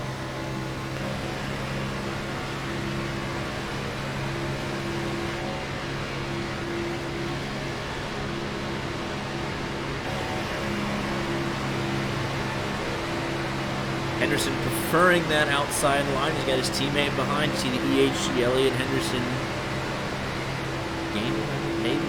But BHG, maybe, I don't know. Elliot Henderson team for sure. Graphics, graphics. He is a graphic designer too, isn't he? I believe so. I think so.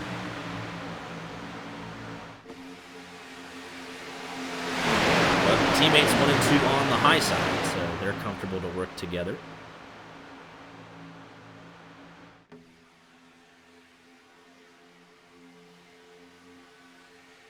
It is ehgdesign.com, so I assume the G stands for graphical design or graphic design. Fair enough, fair enough. Either way, teammates on the high side. Correct. So I had something. Can I don't know if I have this set up properly. Let's see if I can find it.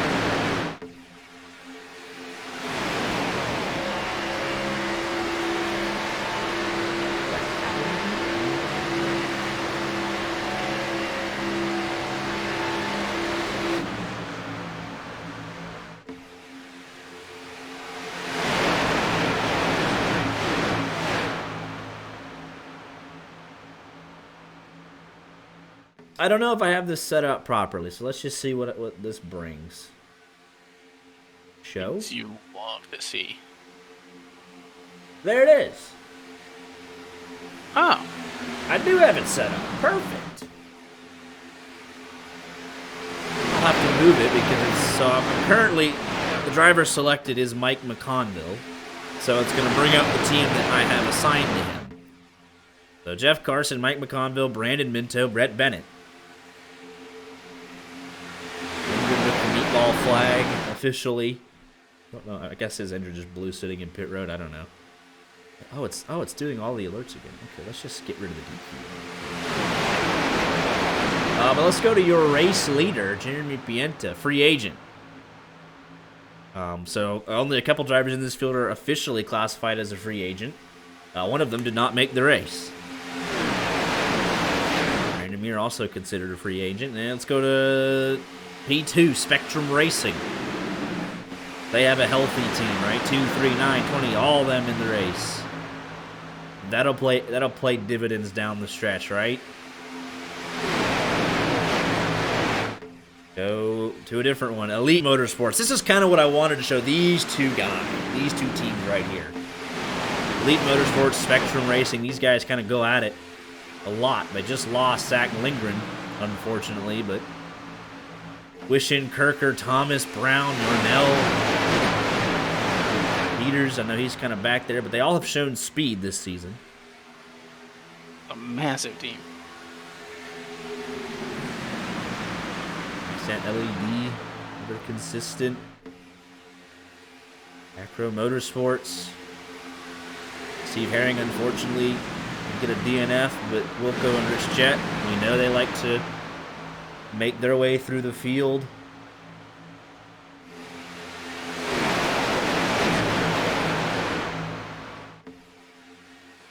Gordon Smith, Corey Burkett gonna have to go at it by themselves. They lost a couple drivers. There's a Spectrum Racing driver, Elite Motorsports, Ironman Motorsports, only Princeton on his own tonight. Title Motorsports, unfortunate night for them. Moynihan representing the banner by himself. On Balco right there, 99-96.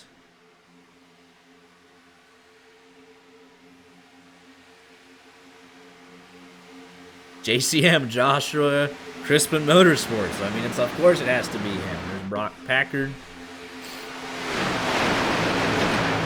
Black, our first DNF of the night, but they have Trent Curtis.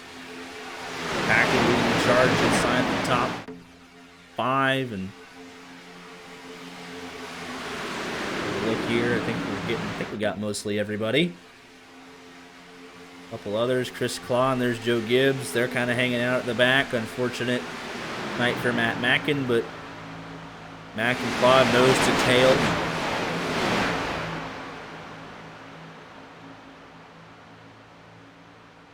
I think that covers most of it, really.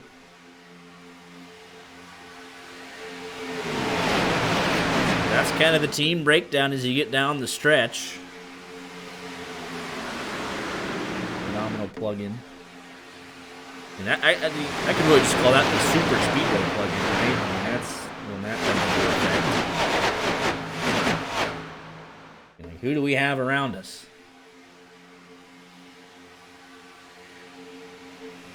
Things start to spread out a little bit. Weird for a super speedway, right? But I mean, you got this, you got a kind of a decent gap right in here. And it's not really. I guess I should say just not really organized at the back half of the package. It's not really spread out. Nothing really organized. When you first started saying that, the first 10 or so cars were, under a blanket, but then just behind that. They're not out of the draft. They're just not organized. I think Lafrene unfortunately lost his teammates. He's got left front damage, so there goes his descent. 8/10, 9/10. He is gone. Like I said, if you have that damage, you have to have someone directly in front of you. You have to have someone committed behind you to push you.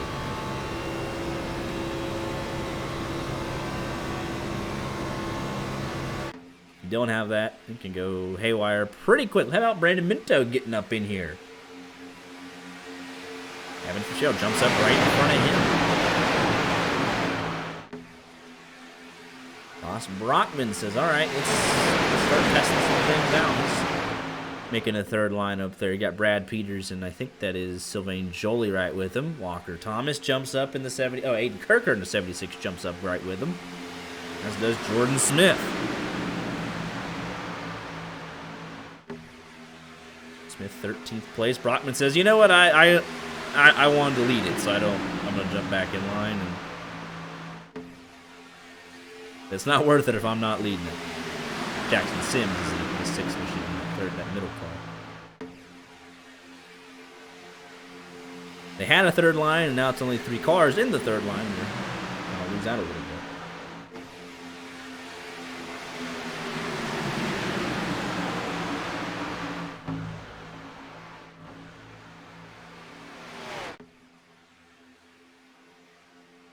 Nice and tidy up front, though, for the most part.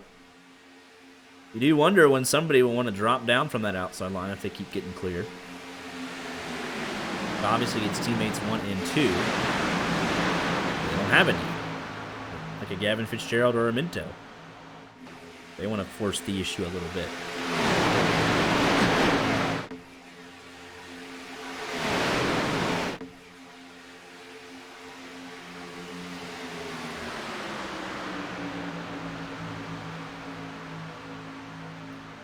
Go back. We weren't here for the season opener for the O'Reilly game.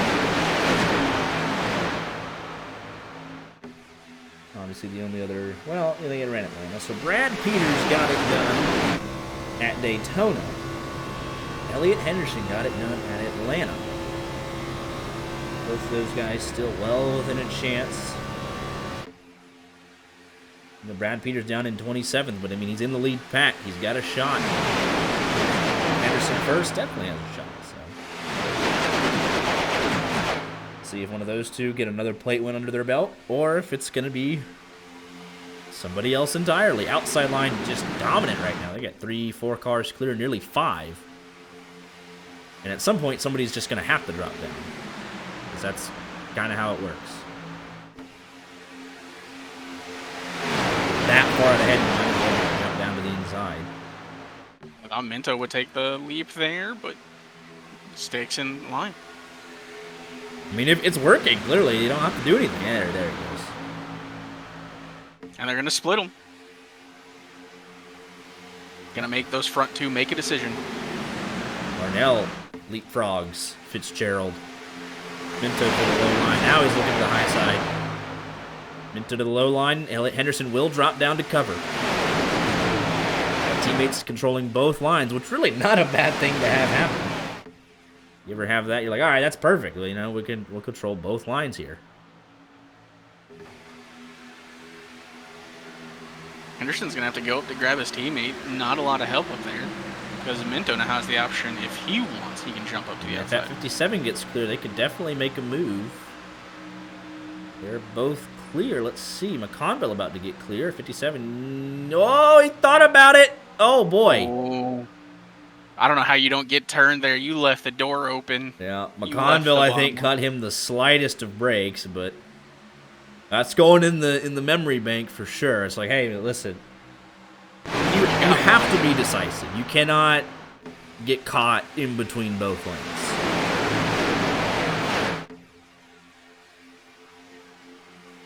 I mean, that's second nature. You cannot second guess yourself.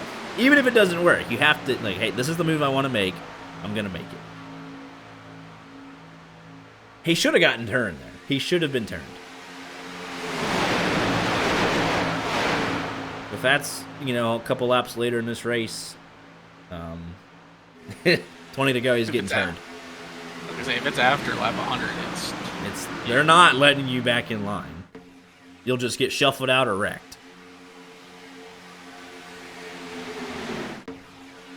Whole field's right here. Except for poor Gabriel and Fred. Everybody's in the shot.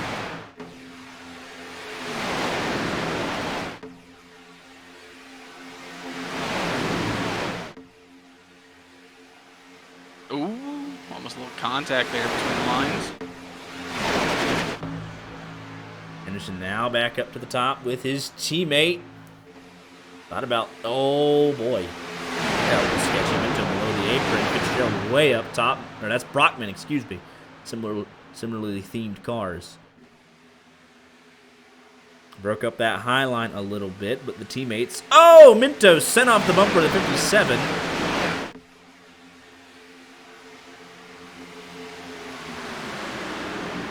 Gonna have some connectivity issues, brother. Hey, man. Potentially. The cause of that, but I'm sure the 57's not thrilled that he's directly in front of him with all that. Wide further back, but no headway yet.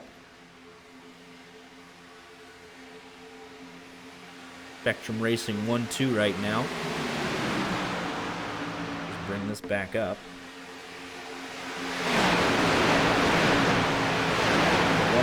1-2-4 right now.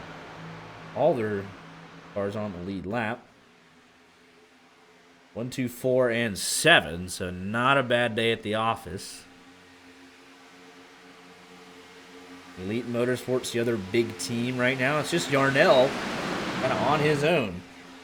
Peters, Kirker, Wishon, Thomas, Brown out of this race. Effectively. They're starting to kind of get organized. There's Thomas, there's Wishon. Peters right there. They're starting to get lined up just a little bit. Moynihan on his own.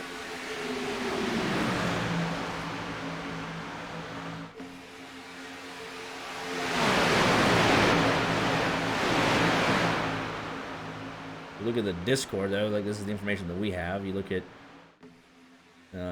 Moynihan has hopped in with the JGR guys because he's got nobody else. So that's a technical alliance, I guess you would say.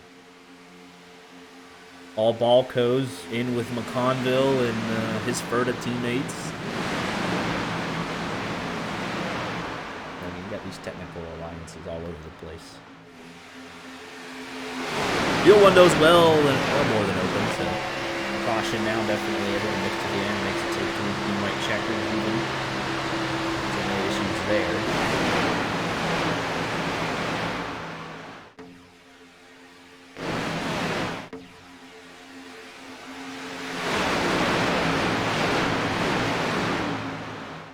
I'm curious that they're just not running the bottom. I'm curious on that. Yeah, it's like, hey, we got 4 cars out in front. We got the 1-2, and Brockman's leading the inside line now, but I mean, just comfortable in that middle line, just out there leading this race, and clearly there's nobody's challenging them.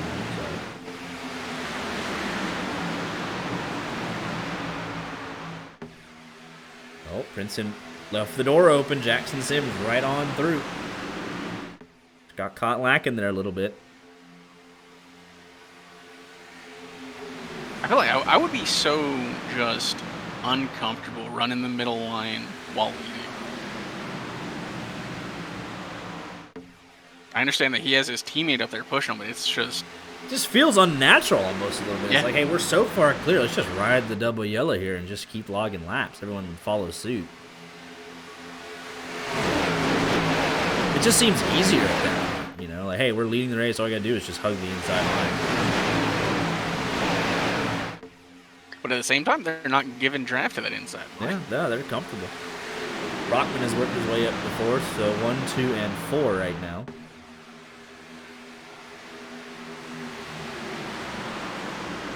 Princeton, right? He was right inside the top 10, now back to 15th. Got shuffled out there.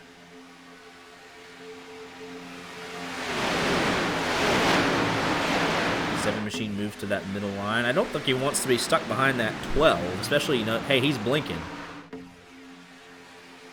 Look at that. Like, this is the weirdest thing, isn't it? They're running single file in the middle. How about that? I mean, normally, right, like, we've even seen it up against the fence, right? Like, you see that more at Daytona, I guess, technically, but... You know, back in the good old, the train, right? That's up against the wall. But this is in the middle. How about that? And now I think everybody else is like, wait, we got so many. We just got so many clear. Let's just. There it is. Everybody, 3rd to 8th was like, wait, we're clear. Let's just run the bottom. That was interesting that they ran the middle for so long. Caution way at the back. Oh, they were trying to pit. Oh, they just got into it. I believe that's Jeff Carson. How about this? They're trying to pull a fast one.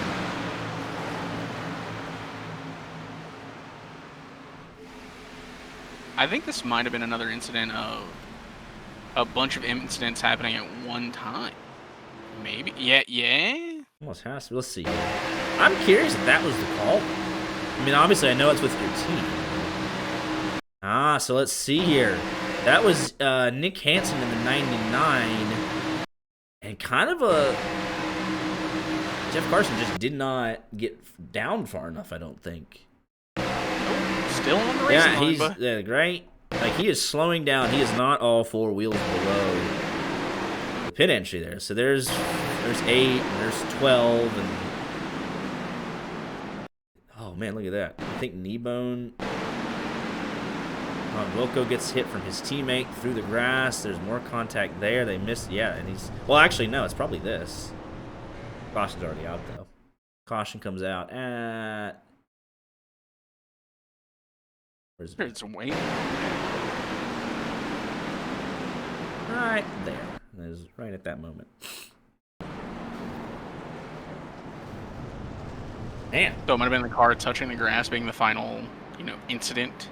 Just mishap there on green flag pit stops. They tried to get him in.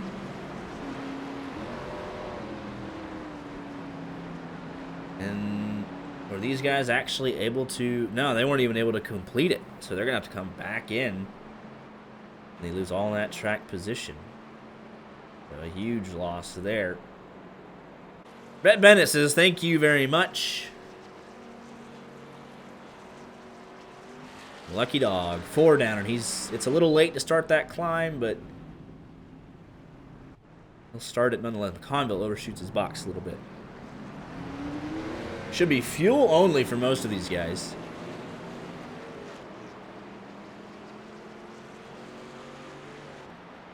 I mean, honestly, you could tell me somebody here hasn't changed tires, I'd believe it. It doesn't. I don't even think it matters one bit.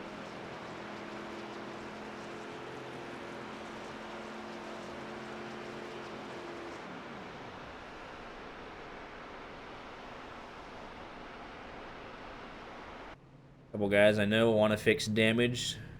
Lafrene, good caution for him. He still got some damage to iron out, but as does King Cot, so this will be like one of their King Cot's got big damage though. It just buffed out a portion of it, but still a lot more to go.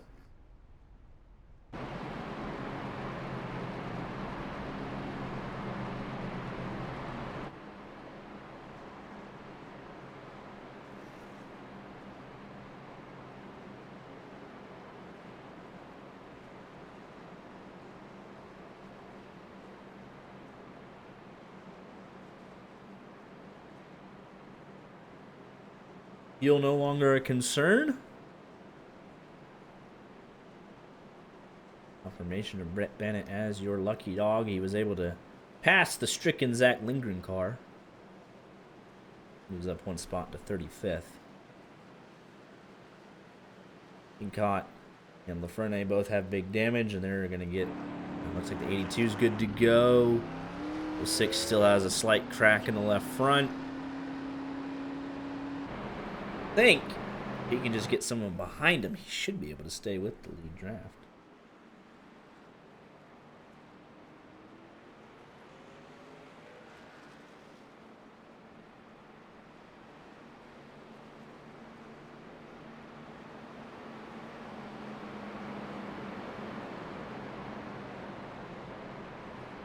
Got the 1 to go here. And it kind of just split this last stage in half for us, almost. 30-ish, 30-ish, or whatever. You have it. We're right here at lap 90, and it's not a lot left in this race.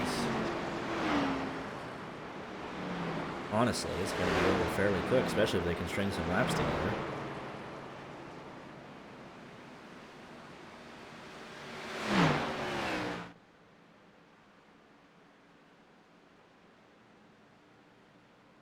I think it's about time to go if you haven't already. You don't have to get to the lead, but just get yourself in a position to where you can make a move. You don't get boxed in and stuck.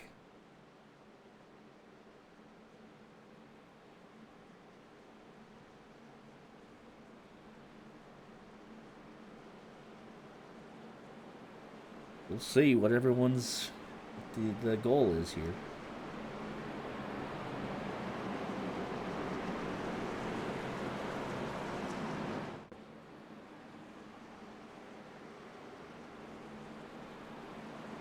Then we'll see what everyone's goal is here. You want to just lead the race? You're still waiting? You want to put yourself in position? I think they want to win the race. Well, I think so too, you know? That's the ultimate goal, but how do you get to that?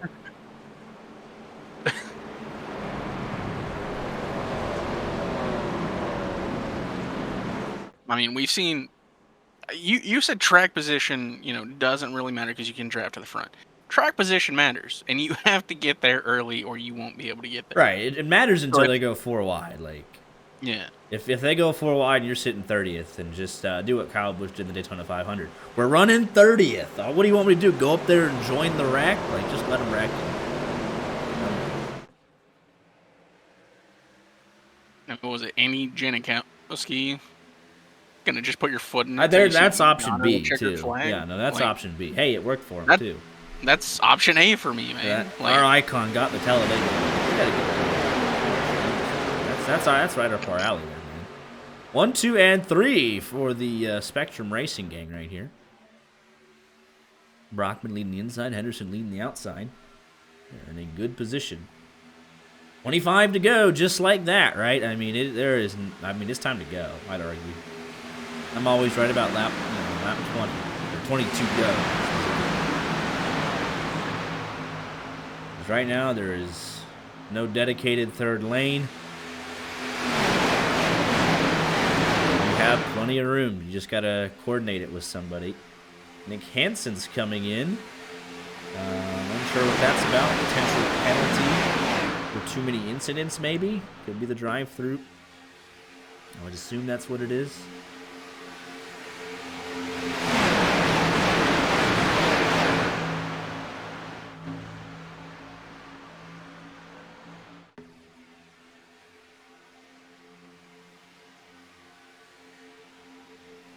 Still a lot of 2x2.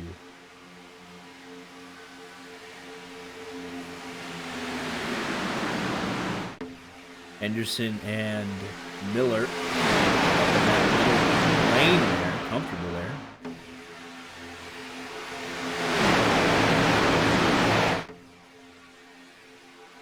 Comes Moynihan, I think, to serve a penalty. Henson in and out. Moynihan, I assume, the same thing.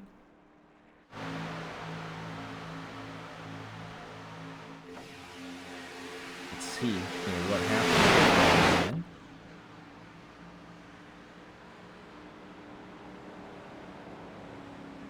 That's just an agonizing 55 miles an hour. Yep, drive-through penalty for Moynihan.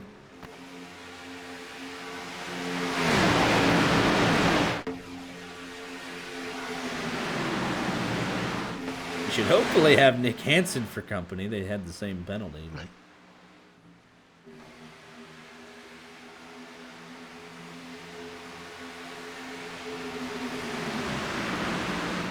You know, or if I'm Moynihan, he's like 5 seconds ahead. I'd just drop back just so you don't go a lap down like the last final couple of laps. I'd work together here. 4 seconds. Gotta drop back. You gotta drop back. Get a little bit of drift. I mean, it helps a tiny, tiny bit. Because if you don't, you lose that 4 seconds and 2 laps. So it's the difference. So I'd be dropping back to work together.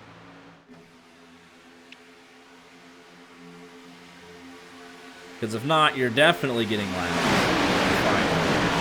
22 laps. Every lap you can prolong that's another lap. You know, but the big one has to happen. And it's lurking. It's definitely on the table. Nobody wants it to happen. These drivers say, hey, we could do it. I mean, but it's just, I mean, the fine margins. Heck, it could even be netcode related, right? I mean, it's going to be... might not even be anyone's fault, technically, right? It's just so many cars so close together, and someone's internet doesn't agree.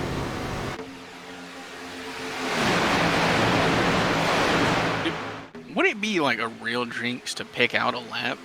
Like if I said it's gonna happen on lap 105, is that just like? I feel like a lot's gonna click that. I don't even know if we could tempt fate any more than we already have tonight. I mean. I'm gonna say lap 105.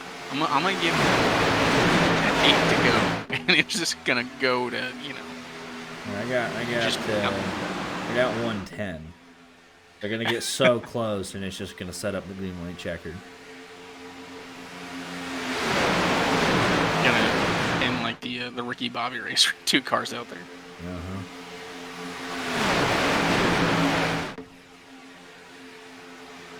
Again, 1, 2, and 3 for Spectrum Racing. Not a bad situation. They get 2 cars in that middle. Got Ross Brockman on the inside, right? The 45. He could jump up and lead the 3rd lane if it gets there. Pull a Junior Motorsports. Hopefully not the way they end the plate races. Line, and hopefully you see it out. We need to get the trends of the race going, right? And the last 12 Talladega races on YJ, you know what I mean? We need the Larry Mack. Larry Mack's a national treasure in this household. Where is Corbin at with our stats? Tired. Hate to see it. I don't think he even pays to have iRacing anymore. Middle line again, dominant. Just how about that? Let's take a look here.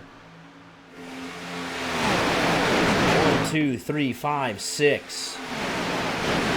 All cars in the top 17. Evan Fitzgerald. Curtis right there. 5 and 10. Guys could inevitably link up. Honda down in 7 for the tires. At a full-length pit stop. Unable to help his teammates. And Carson can get hooked up. Other than that, not a whole lot going on. 7, 9, 10, 11. So really, it's this Elite Motorsports versus Spectrum Racing kind of thing.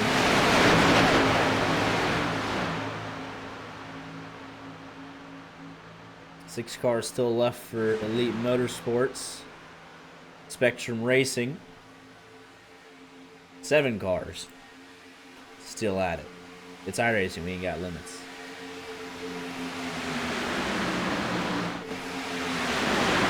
Right now, Elite Motorsports, I think they would. Oh, there it is! Uh-oh. There's a big one. And there goes, yep. Just 10 laps before predicted. Simply no way that my computer is going to be able to handle that. Brother. I was getting ready to call it out. So there goes Gavin Fitzgerald. Oh, there goes King Cod. He's down. Motor's dead. It's Fitzgerald, he saw that third lane coming, goes up there, and it simply does not work. Take a look at why before my computer hit the fan. Elite Motorsports kind of combating Spectrum Racing on that third line. They get up there.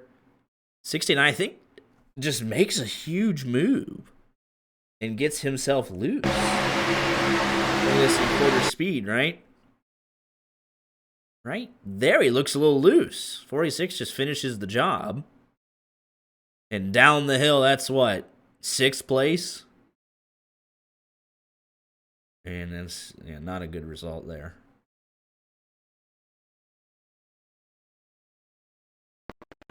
And nobody wants to see this, so. Track blocker, that's really all there was to it.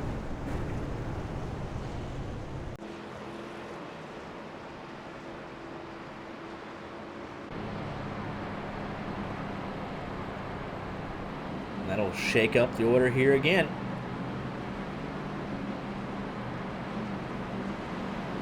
King caught to pit road, Brown to pit road.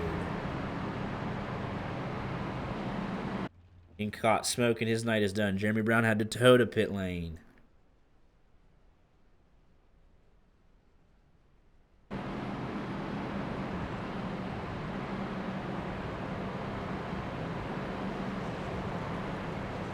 About 13 laps to go by the time we get back underway here. Maybe 14. Couple guys gonna top off, or they got more damage they need to fix. 67 especially, right rear damage for him.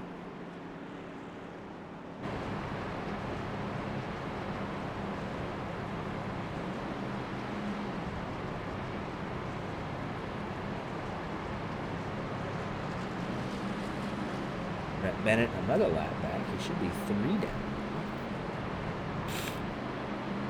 Let's say we have one more in it guaranteed, so we'll get 2 down.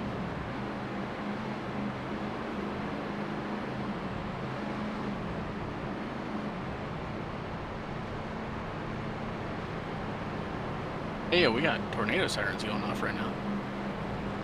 See, now we're really close to the end. You can just tell them to hold on just a minute. I don't think I can say that to God.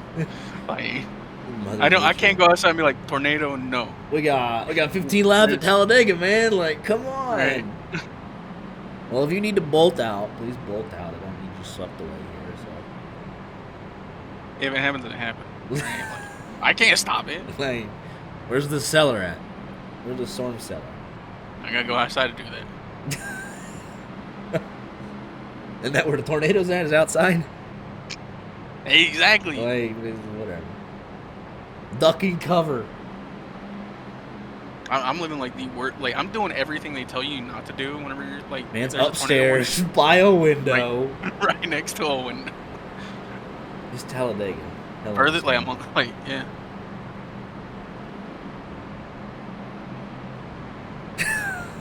Fighter. This is why you ain't got the votes to get in, man.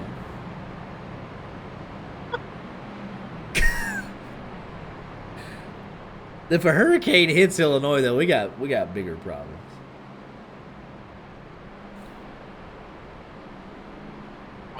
Yeah. There are bigger problems at hand if that happens.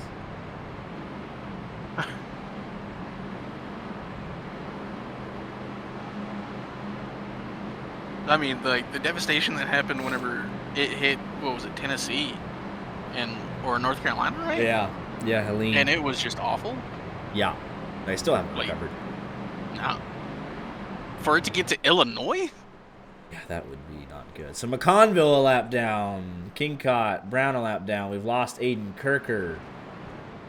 So that's big names will not be a factor at the end of this race. Looking good for Spectrum Racing. Honestly.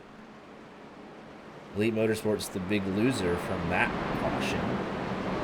Obviously, Gavin Fitzgerald and Kingcott caught up in it. Spectrum's got 1, 2, 3, 4, and 8. So honestly, it has to come from one of these guys, right? Surely. I've changed my pick to win. It's one of these guys. Can't do that, but.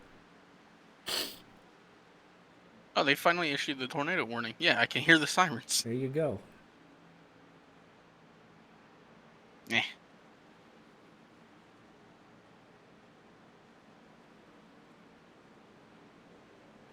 Midwest vibes. Midwest in April, right? I mean, that's about all there is to it.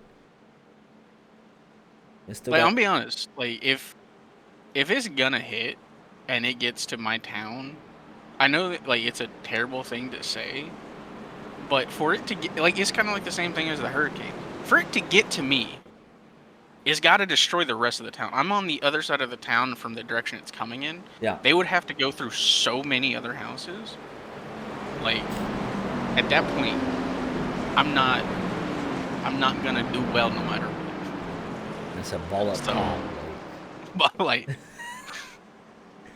if I was on the edge of town or outside of town, like I'd be like, I'm getting to the sailor. But no, fine. Maybe. I don't need to be saying big words like that. I ain't even gonna lie. Like, you get swept away here, I don't know how I'm gonna call you into this race. To be honest with you, I don't know what I'm gonna do. I'll just randomly disconnect and be like, oh. I'd be like, He's gone dang. forever. I'd be like, that's not good. I'll just kind of leave it in silence. I won't say anything. Lead her across the line. I'll just turn it off. Be like, darn. Like, well, my co-host normally he's in the booth with me, but he's not here anymore. Like, that sucks. Good reason. That's a weird restart right there. 14 to go. We got. I think that's McConville.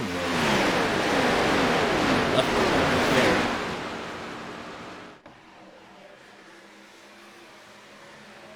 Got a 13 to go. 100 laps complete this time by. How do I join? The league. I think we'll get you the Discord link. Got some drivers I think serving a penalty here. I'll get the link. I don't know if we're really supposed to. I know, like, you definitely can't join the... Oh, yeah, no, we can't even create links, right? It's all up to Chris Claude. Well, since the stream, I mean, like, you can DM us on Twitter or something, just so we have a record. We can usually send you a link when we get one. We have to. That's probably the best way. So we don't lose it if you want to hop in next week's race. Want to join the Discord? We'll have to get a link for you. Do they have a link on the Discord? Or on a link on Twitter? I don't know. You can send them the Twitter page. At least we can. That's the least we can do that first.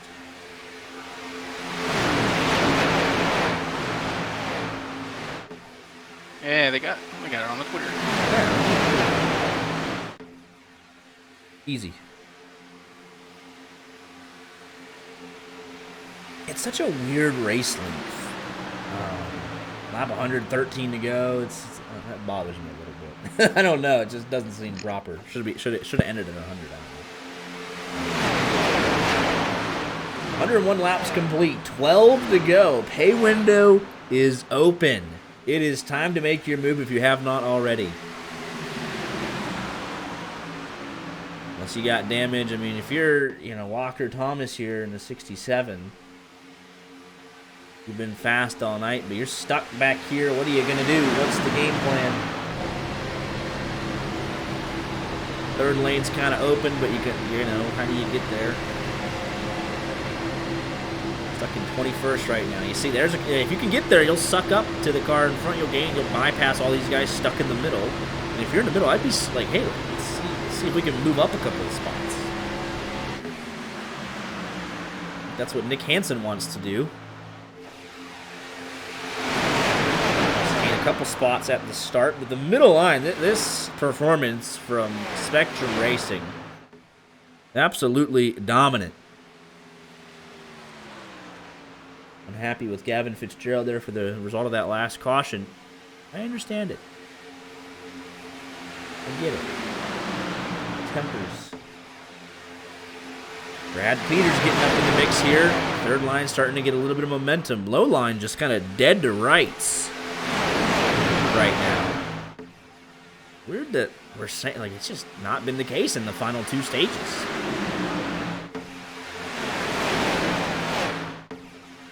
To go this time by.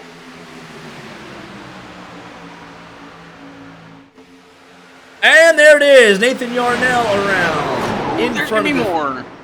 Moynihan, and I think Aaron Mack maybe. Brandon Muir, huge wreck down to the inside. His night is done. Towing to pit road.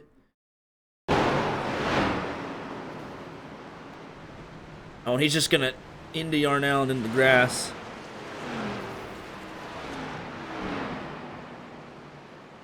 Take a look here. He was a ways behind us. Let's take a look here. 55 machine of Yarnell. 64.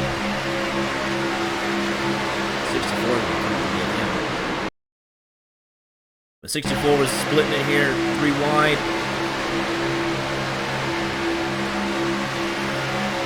He definitely comes into the 55. Yeah, he just comes up, gets him to the left rear.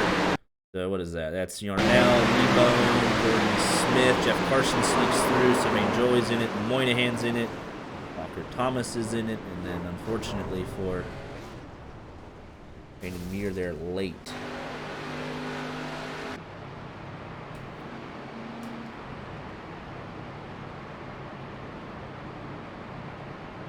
Race of attrition kicking off even more.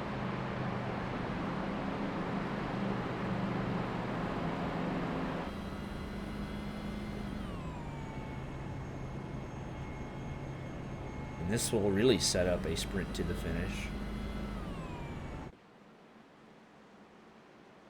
Out of 10 laps to go. And I have to get organized right off the restart. Conville, your lucky dog, 1 lap down, still has damage on the nose of that 8 machine.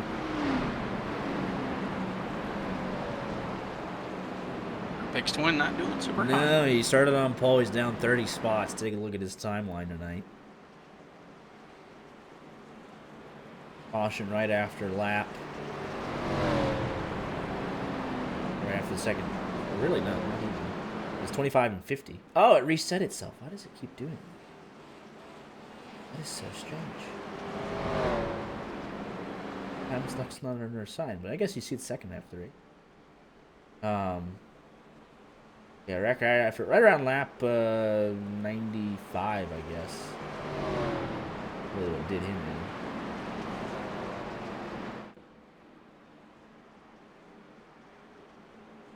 Taking a look here at Elliot Henderson from 34th. I mean, he's pretty much been leading non-stop. This lap 67. Whenever our data reset. Jake Miller, you take a look at this, right? Similar situation here with his teammate, Ross Brockman. Had to get up there and join him, but once he made that final fuel stop on lap 86, he's been right there with his guys. And more story for Jackson Sims. Brad Peters making a charge at it over the last 20 laps to get in contention. Crispin been pretty consistent. Wishing all over the place. Kneebone, we just saw him being involved in that caution. Gordon Smith. Carson at one point led this race. It's P10, fighting back. Biggest mover is your race leader, Elliot Henderson. Rich Jett, John Wilco now inside the top 20.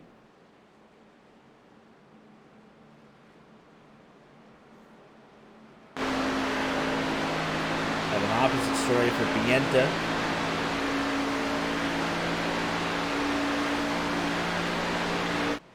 He led portions of stage 3.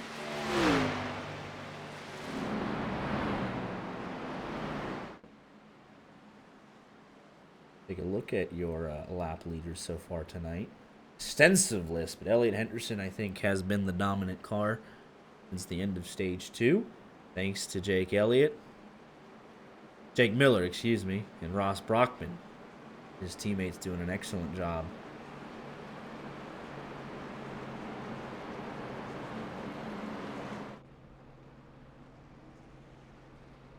Biggest A couple gainer. more laps to finish it out. Yep, plus 31. Four guys. You gotta finish the job. 20 plus spots gained. Even Jack Sims plus 19 is more than that even. Claude plus 12. Carson plus 16. Hansen plus 18. Brad Peters plus 17. Jet and Wilco 20. Vincent plus 9 even.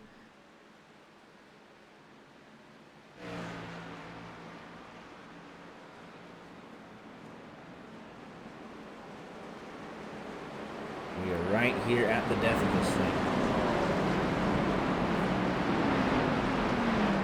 When we go on top of the pace car, it'll be 107 laps complete. So there'll be, what, 6 to go, I believe?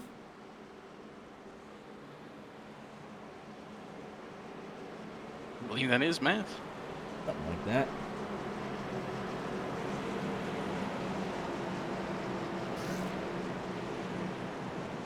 What are the odds that we actually get this run, to the finish? 0.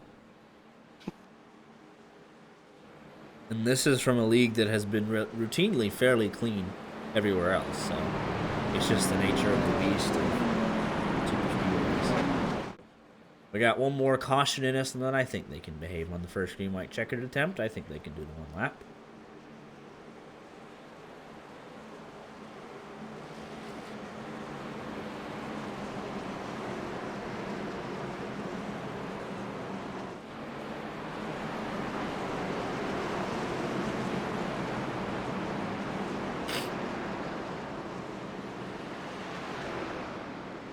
One more time before we get to the really good action. The YJ 1100 signups are now open.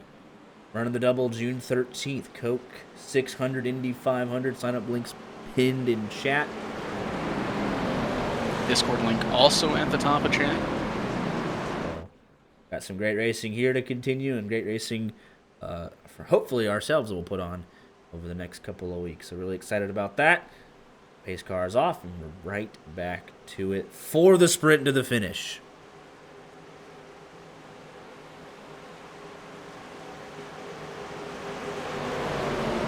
Through the United Rentals restart zone, potentially the final restart of the night. Got to be a good one, and we're back underway.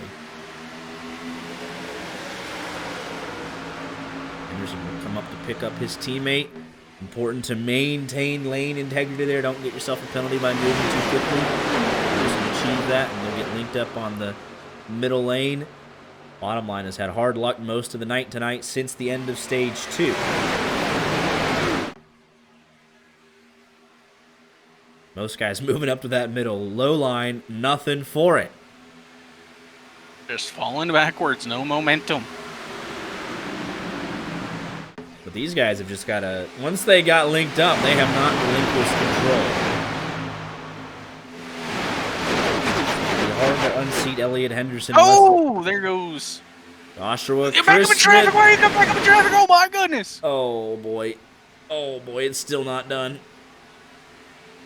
Holy cow. Christman really said, if I'm going down, you're coming with me. And yet nobody died. Wow. Back up front. Taking a look at it one more time, we'll show you who's in control of this race. It is Spectrum Racing. 1, 2, 5, 7, 8, and 9.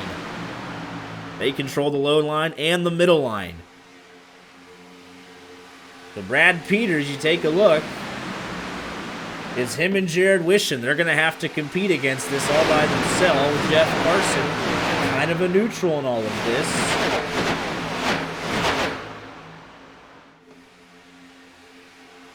But otherwise, it's Spectrum Racing everywhere else. The 57, a bit of a wild card. Packard, a bit of a wild card in all of this. Even Trent Curtis might be able to get hooked up. We'll see. We're looking at the Brad Peters, Jared Wishon. It'd be like it's almost 2-on-2. 0345, 0517. Jeff Carson can go with anybody. Jackson Sims, teammates with the 03 and the 45, obviously, but he's not there to help. Not really a factor at the moment. Coming to 3 laps to go. Brockman pulls down to the inside.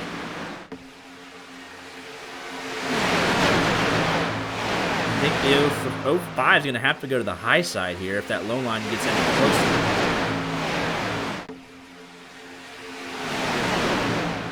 We'll see, though. Low line back to the inside of 5th place.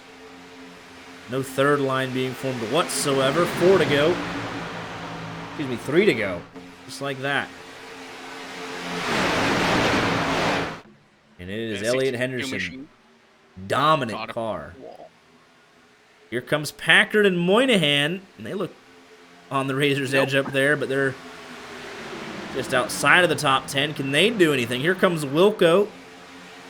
Brett Bennett laps down, trying to help where he can for his teammates. Where do you make your move? Coming to 2 to go. You got to start pushing now. Oh, Packard and Moynihan, they just can't get it connected. They are not synced up, and Moynihan's still not that. Look at this, 45. They had dropped down to the low line, but there's not a lot of help. Oh. Henderson throwing the block, but he's separated from his teammate.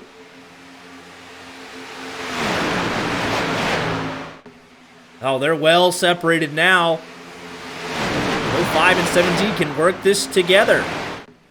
Spectrum split up. Down the Alabama gang, super stretch. Trent Curtis making a move. 45's out of it.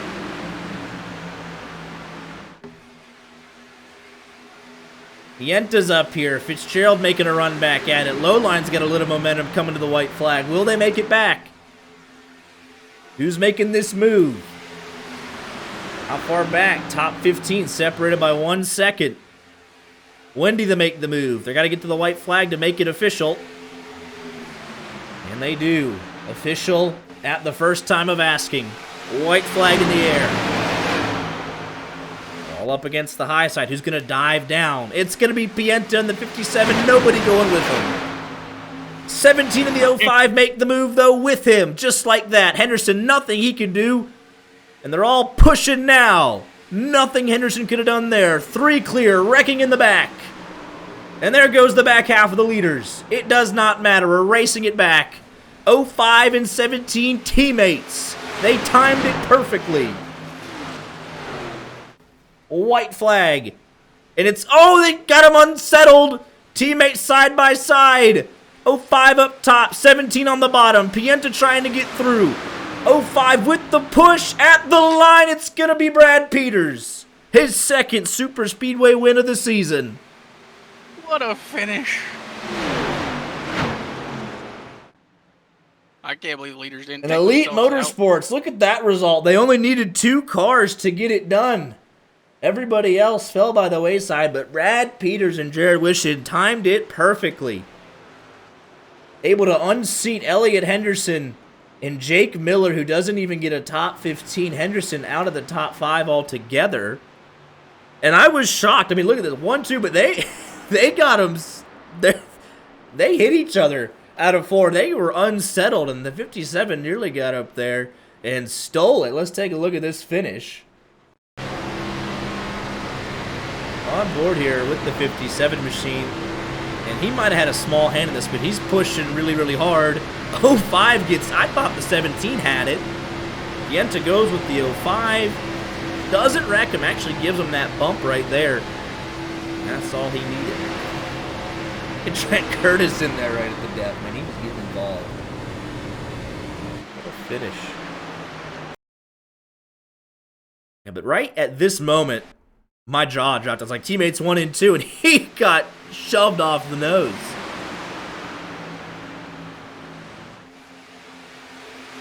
P7.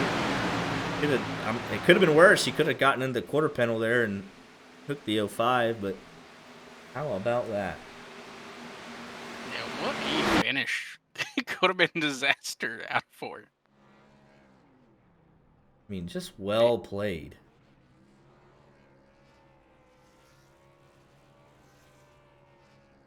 Well done. Go ahead and get your podium drivers up on the screen. I'm sick. I've been sick all day. I'm ready to pass out with some NyQuil or something. But yeah, this team celebration, they deserved it. They did all the dirty work there against Spectrum Racing there down the stretch.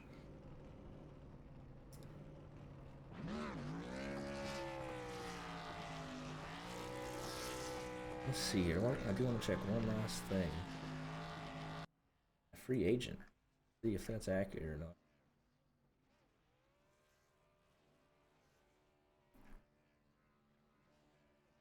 Alrighty, podium finishers and compact.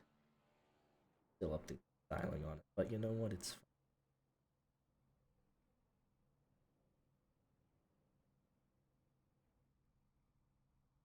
fine. Alrighty. You ready? Let's get them in here. Here with the race winner tonight, Brad Peters. Got it done at Daytona and has now also gotten it done at Talladega. Elite Motorsports absolutely timed it perfectly there at the end with yourself and wishing. It looked like it was going to go to the Spectrum gang for a good while there. A lot of you guys got taken out in that last caution, but only needed you two to get it done and able to just draft perfectly there in those final couple of laps to get it done. Yeah, it was pretty hectic there the last few laps there, but yeah, the Spectrum guys were really hooked up and they were working well together, and I knew that we our best shot was just to get the Braun on the top and try to cross them over, but the main thing was to try to separate them, and so we tried to just separate them by side drafting them, get them broke apart, but it worked out. I was really not sure if that last bump there if it was going to work out, but we made it work out coming to the checker there. Yeah, coming off of four, it's like, oh, teammates 1-2, and I see you slide off the bumper. I was like, oh no, not like this. Yeah, it Ended was up a big surge of energy there from behind. So it was, but Jared did a great job pushing. Uh, Nathan, Jeremy, everybody on the team was working really hard, working with each other. So, but it's really cool to be able to go and get a second speedway win. absolutely team play paid off at the end tonight. Congratulations, and we'll let you get any shoutouts in if you have any. Yeah, just shout out to PRS for the awesome setups they really provide for us there. Everybody at Elite Motorsports, Jeremy, Aiden, Walker, Nathan, Jared, Zach, all of them. They're really good teammates, good group, and I appreciate Dicecast fans for what they do, and also Energy Drink. Well, congratulations, and we'll see you again next week. I appreciate it. Thanks. Here with your runner-up tonight, Jared Wishing in the 17 machine, and just the second half of that Elite Motorsports effort down the stretch that was required. You guys were able to break up Elliot Henderson and Jake Miller, and then able to just bring it home from there. Really got the run on the final lap, moving down to the inside, and I thought coming out of four, I was like, oh, they're 1-2, but we saw Peter slide way up the hill, but able to keep it calm, cool, and collected for the 1-2. Yeah, I thought we was in trouble there. We lost Nathan, and after we lost the others, so, I thought we was in trouble. But me and Brad, we just kind of kept working at it, and I was committed to his back bumper on the last lap, and I don't know which one it was behind me, but they like pushed me, and I was already like on Brad, so it knocked him up the track. I wasn't trying to get under him or move him. It just the push from behind kind of went all the way through me into him, and luckily, we was able to hang on because that was definitely not ideal getting separated like that early down the front stretch. But yeah, I mean, we had a good run going, and we'll definitely take that after several attempts to stop the train. Yeah, absolutely. But definitely the 1-2. It's like, well, the team gets the win, and you were a huge part in that. So definitely, if we kept looking around, we're like, man, Elite was up there, right with Spectrum, the two biggest teams, kind of going back and forth, and then the final caution. It's like, well, that kind of took out 80% of Elite Motorsports, and it was just you and Brad. But I guess that's all you needed. But down there at the end, so congratulations on the great teamwork and getting that 1-2 finish. And we'll let you get any shoutouts in if you have any.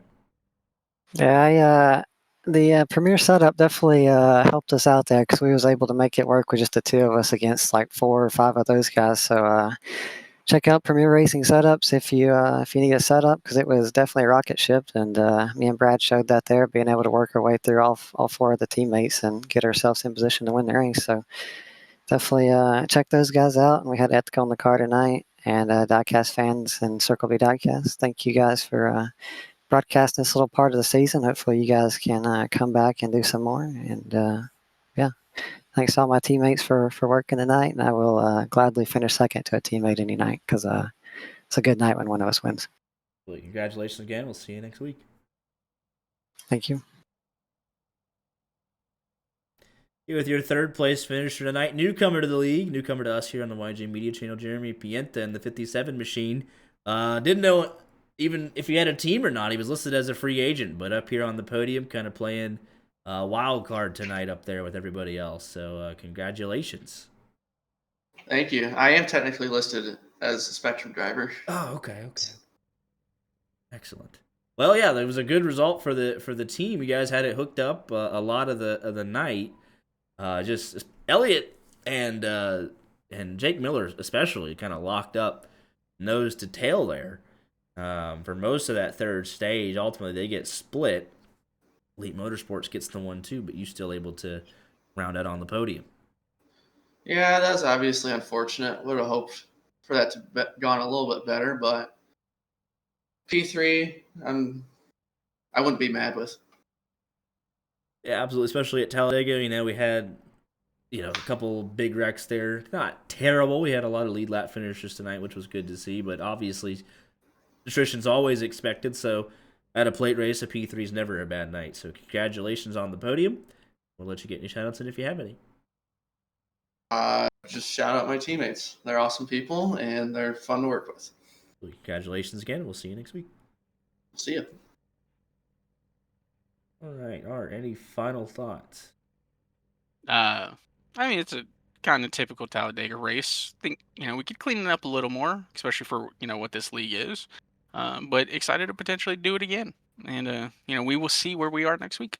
Yeah, we have a tentative contract on the table. They got some more pulled out the pocket, the checkbook for us. They like us. We'd like to extend for Texas, Watkins Glen, Dover, and Charlotte. So essentially, we get another temporary basis for the month of May for race extension. So I'd hope to finalize that tomorrow with league owner Chris Claude. So I think the O'Reilly series definitely has treated us well, and we're happy to be invited back even more. So how about that for Brad Peters? You led one lap, and it was the final one. Oh my goodness. Beat his teammate by half a tenth to the finish line. Top three separated by a tenth of a second. 113 laps. They did it in regulation. Really nice to see there. 15 lead changes between 12 different leaders. Only 9 cautions, 2 stages. So not the worst in the world, all things considered. Elliott Henderson was your biggest mover. Also led the most laps. Rich Chet, fastest lap, 50.237. And Mike Conville, your pole sitter here this evening. Taking a look at the race results, looks like we ended up with, for the next page to update, 26, I think, on the lead lap. Roughly back to Jeff Carson, maybe 25, but race of attrition got pretty bad from there. All the way down to Keith Black and Steve Herring. We had 39 tonight. I think Chris will he send me an explanation when I have questions. Somebody snuck in. I don't know how that happened, but had a lot of DNQs. Hope to see them continue to come back, continuing to learn and progress and make these races. There are loads of fun. So, with that being said, all we got to do is we'll plug it one more time. The YJ 1100 sign up links in the chat. Our special event Discord in the chat, and we'll see you. I don't think we got our Tuesday race tomorrow. Trucks are off this week, so we're off tomorrow. Hopefully, see you back here next Monday night. Y'all take care.